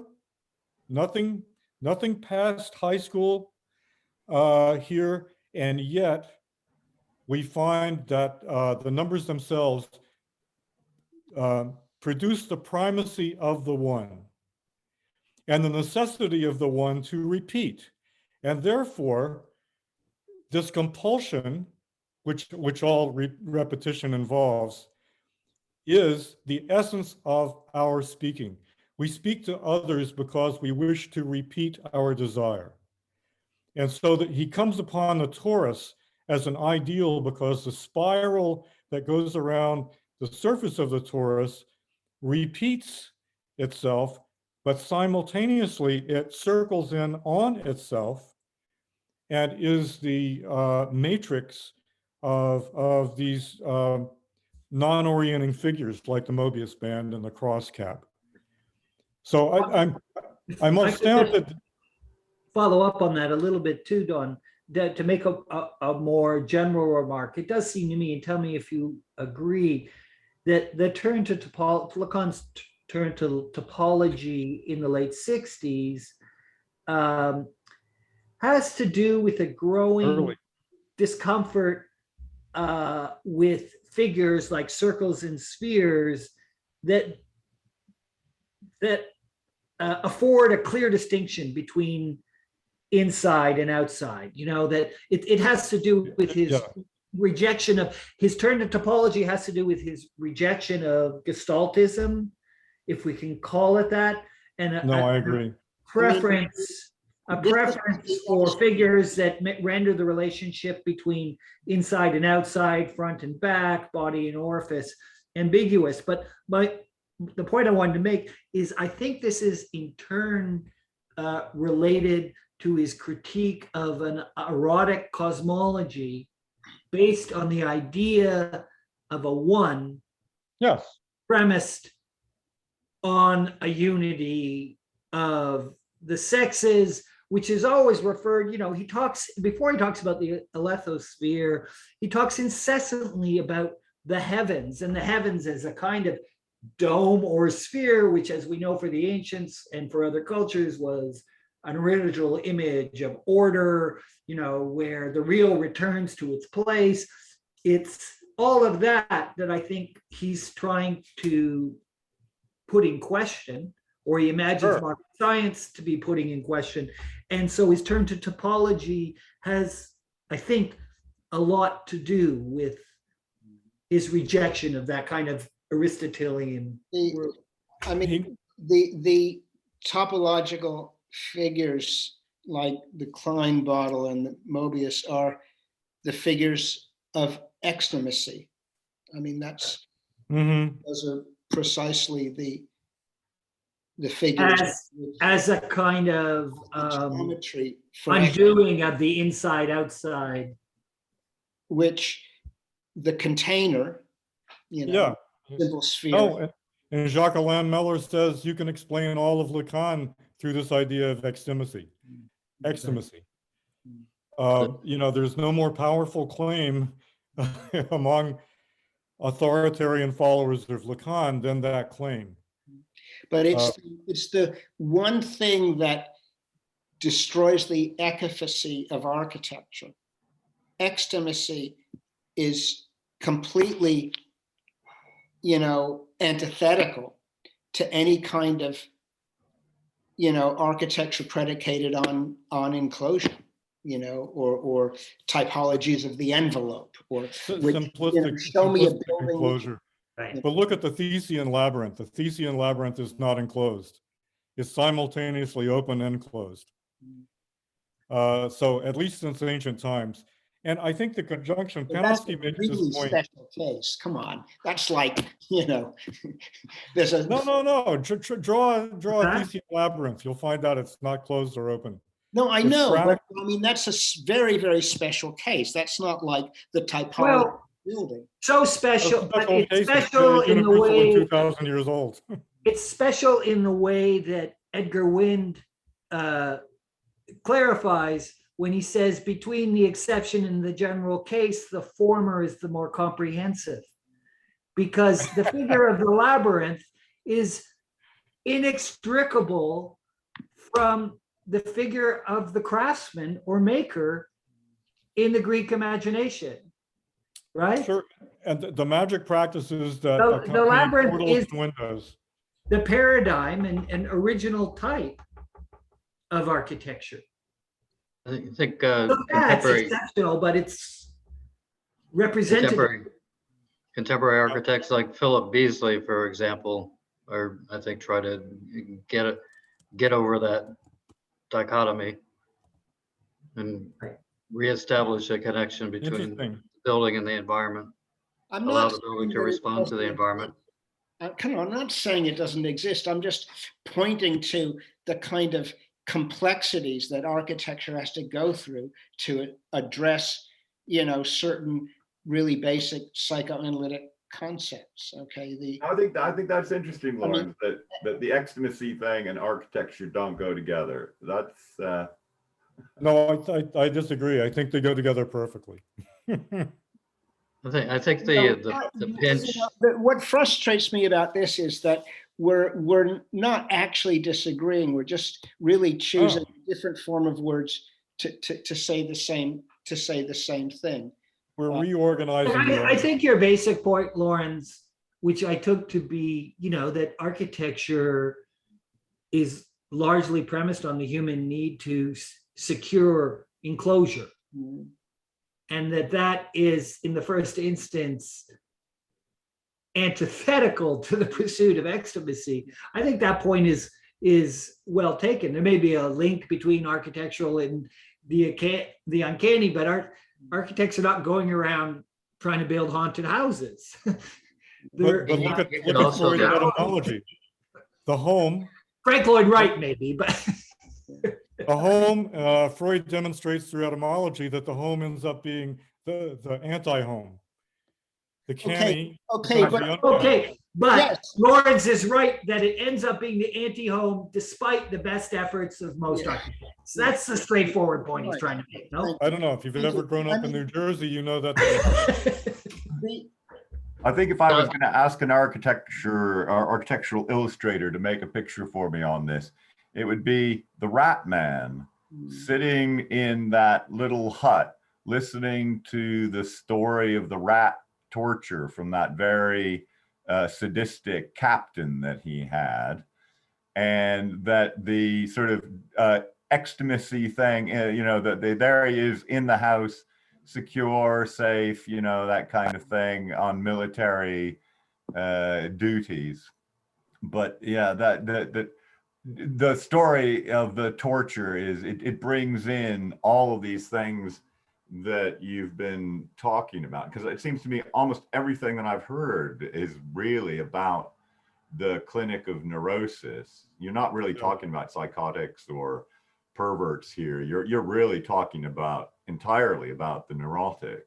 Not, I think so. That bringing it back maybe to the case study of someone like the Rat Man might make this more grounded in some kind of case study, so that the mathematical theorization is always brought back to, this question of, whose desire is it? Exactly. Yeah, is it my desire? Is it or is my desire just a metaphor of my father's desire? That it's really obsessional neurosis that what you're talking about just reminds me very much of that clinic. can I just butt in? I don't think it's entirely this is entirely about neurosis, because the best example of the threshold failing to enclose, that I can think of is Schreber. His unconscious is open to the world. No skin ego, to talk like Anzu. Where, hang on, there's that scene where he's howling into the storm, he's slamming shutters, drawing curtains, slamming doors, and no material threshold will keep, the rays, what were they called? Will keep the solar rays, right, solar rays out, and that's the threshold.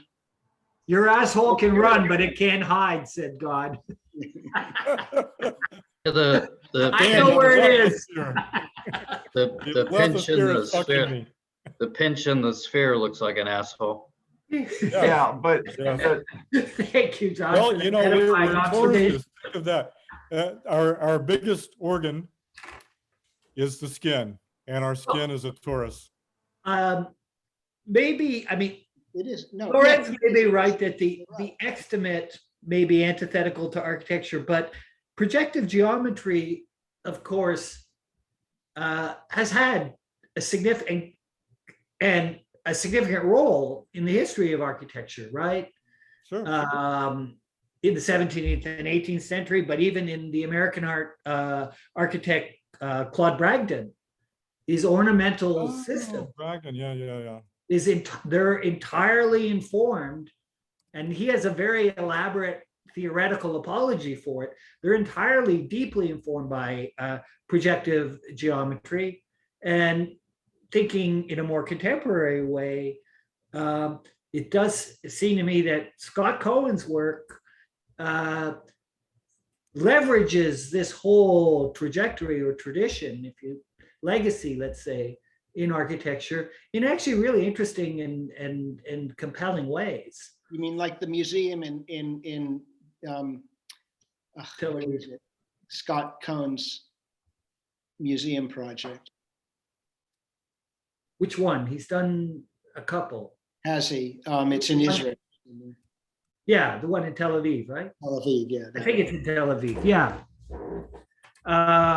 But it's not accidental either. I mean, he, is very self-consciously and in a very informed way drawing, especially on these late Baroque deployments of projective geometry. He has that really great paper on the sort of, it's a kind of projective geometric analysis of, I'm just blanking the name, but one of Borromini's churches, the sort of Right. orifices in the church that Yeah. I just can't think of the name of it. I know the one you mean. I can't think of the title either. Can you just say, sorry, Andy, you quoted somebody, and what was it? You said between the exception and the general rule. What was that? Oh, Edgar Wind. Edgar Wind, Oh, yeah. who was, What was part of, he was one of Warburg's epigons, the same very talented art historian who worked on, well, I guess probably his most well-known book is Pagan Mysteries of the Renaissance, and that kind of says it all. It's in that book that he makes that remark. Yeah. What was those it? Warburgians. What was the quote? It was between the exception and the general rule. What was it? Between the exception and the general rule, the former is the more comprehensive case. Something like that. Right. But yeah, this idea that the exception actually encloses Yeah, sure. the rule and not the other way around.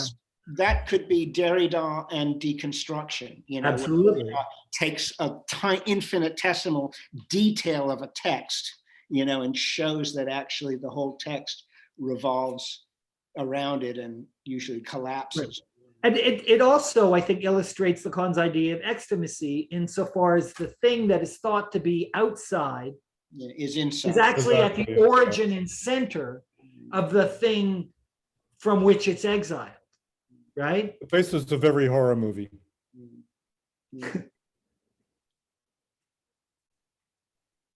It's why. And again, not unrelated to this idea of retroaction that you've introduced on. Yeah. It just keeps coming back. I got to put up some T-shirts. Like that one damn already. cat. I'm going to market a T-shirt that says, "What do Lacanians have in common?" on the front, and on the back it says nothing. Yeah. Now I have a new one. Retroaction. It keeps coming back. Extimacy is the key spatial principle of analysis, as the way retroaction is the key The temporal. principle. Yeah, I think it's because this graph of desire that appears early in Lacan's work and gets reworked and reworked. I think he knows right away that retroaction is something that can only be approached topologically. I think he does that in a very comprehensive and competent manner. Oh, hold on. Sorry. I'm intrigued by the fact that he seems to know what he's doing. And most Lacanians are struggling to keep up.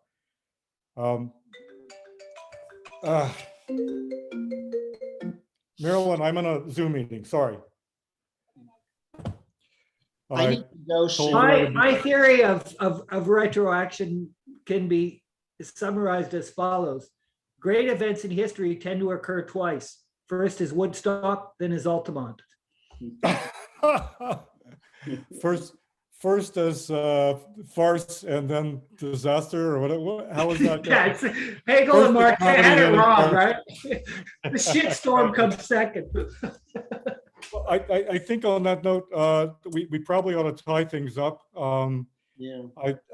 My order to all of you is go to your urologist immediately and have him explain to you or discover how it is you can go for 4 hours without going off the key. Report back to me, please. I can't do it. This has been utterly fantastic. I hope I can get it on the cloud. They may kick me out. It's, I do hope it's recorded. I hope we don't have one of those, oh shit, you didn't record it, neither did I. But I did know with record Dawn amongst us, that is not a I worry. did record it. Yes, and I'm going to save the chat right now. At least I can get the sound to you, even if I have to give up some of the video. I'd like to keep both. It'll be an enormous file. They'll tell me I have to get rid of all of my other allowances or buy more space or whatever. But anyway, I think we can, fantastic. Andrew, yeah. Sorry? this is a great session. Yeah, and thanks, Yeah, thanks so much, guys. Andrew. Chapeau. It's really good. Well, we did it together. We did it together, you know? It's, but really, when you think about where our discussion about the Alethosphere was at way back when Lawrence invited John and I to write a little something on the relationship of psychoanalysis to now, on this one topic alone, together, I mean, it seems to me there's been really significant advances in our thinking around these issues. And I say for myself that whatever advances I've been able to make, I wouldn't even gone down this road without you folks, first of all. And I wouldn't have made as much progress along that road as I have had it not been in dialogue with you guys. So I'm very grateful. I owe everyone in this group a great intellectual debt, I feel. Yeah, It's thank you. really Thank you all. I feel equally enlightened. I'm just trying to learn as much as I can, and along the way, you're forcing me to learn more about myself, which I don't like all that much, but. Now that part sucks. I agree, John. I feel the same way about that. But We the other all stuff have- is fun, right? If you don't have self-loathing, why would you study Lacan? Myself, the more I love myself. I love to hate myself. So no, I think we're all that way. You know, it's like, yeah. Anyway, we gotta go. I haven't had dinner yet. It's 10 o'clock. Oh my God. Okay. Okay, folks. Well, we'll talk soon, eh? Thanks, Andy. Thanks, Awesome everybody. work. Thank you, guys. Bye. Can't wait to the next one. Talk to you Tim. soon. Thank you so much for your email before. I'm sorry I wasn't able to respond, but I concur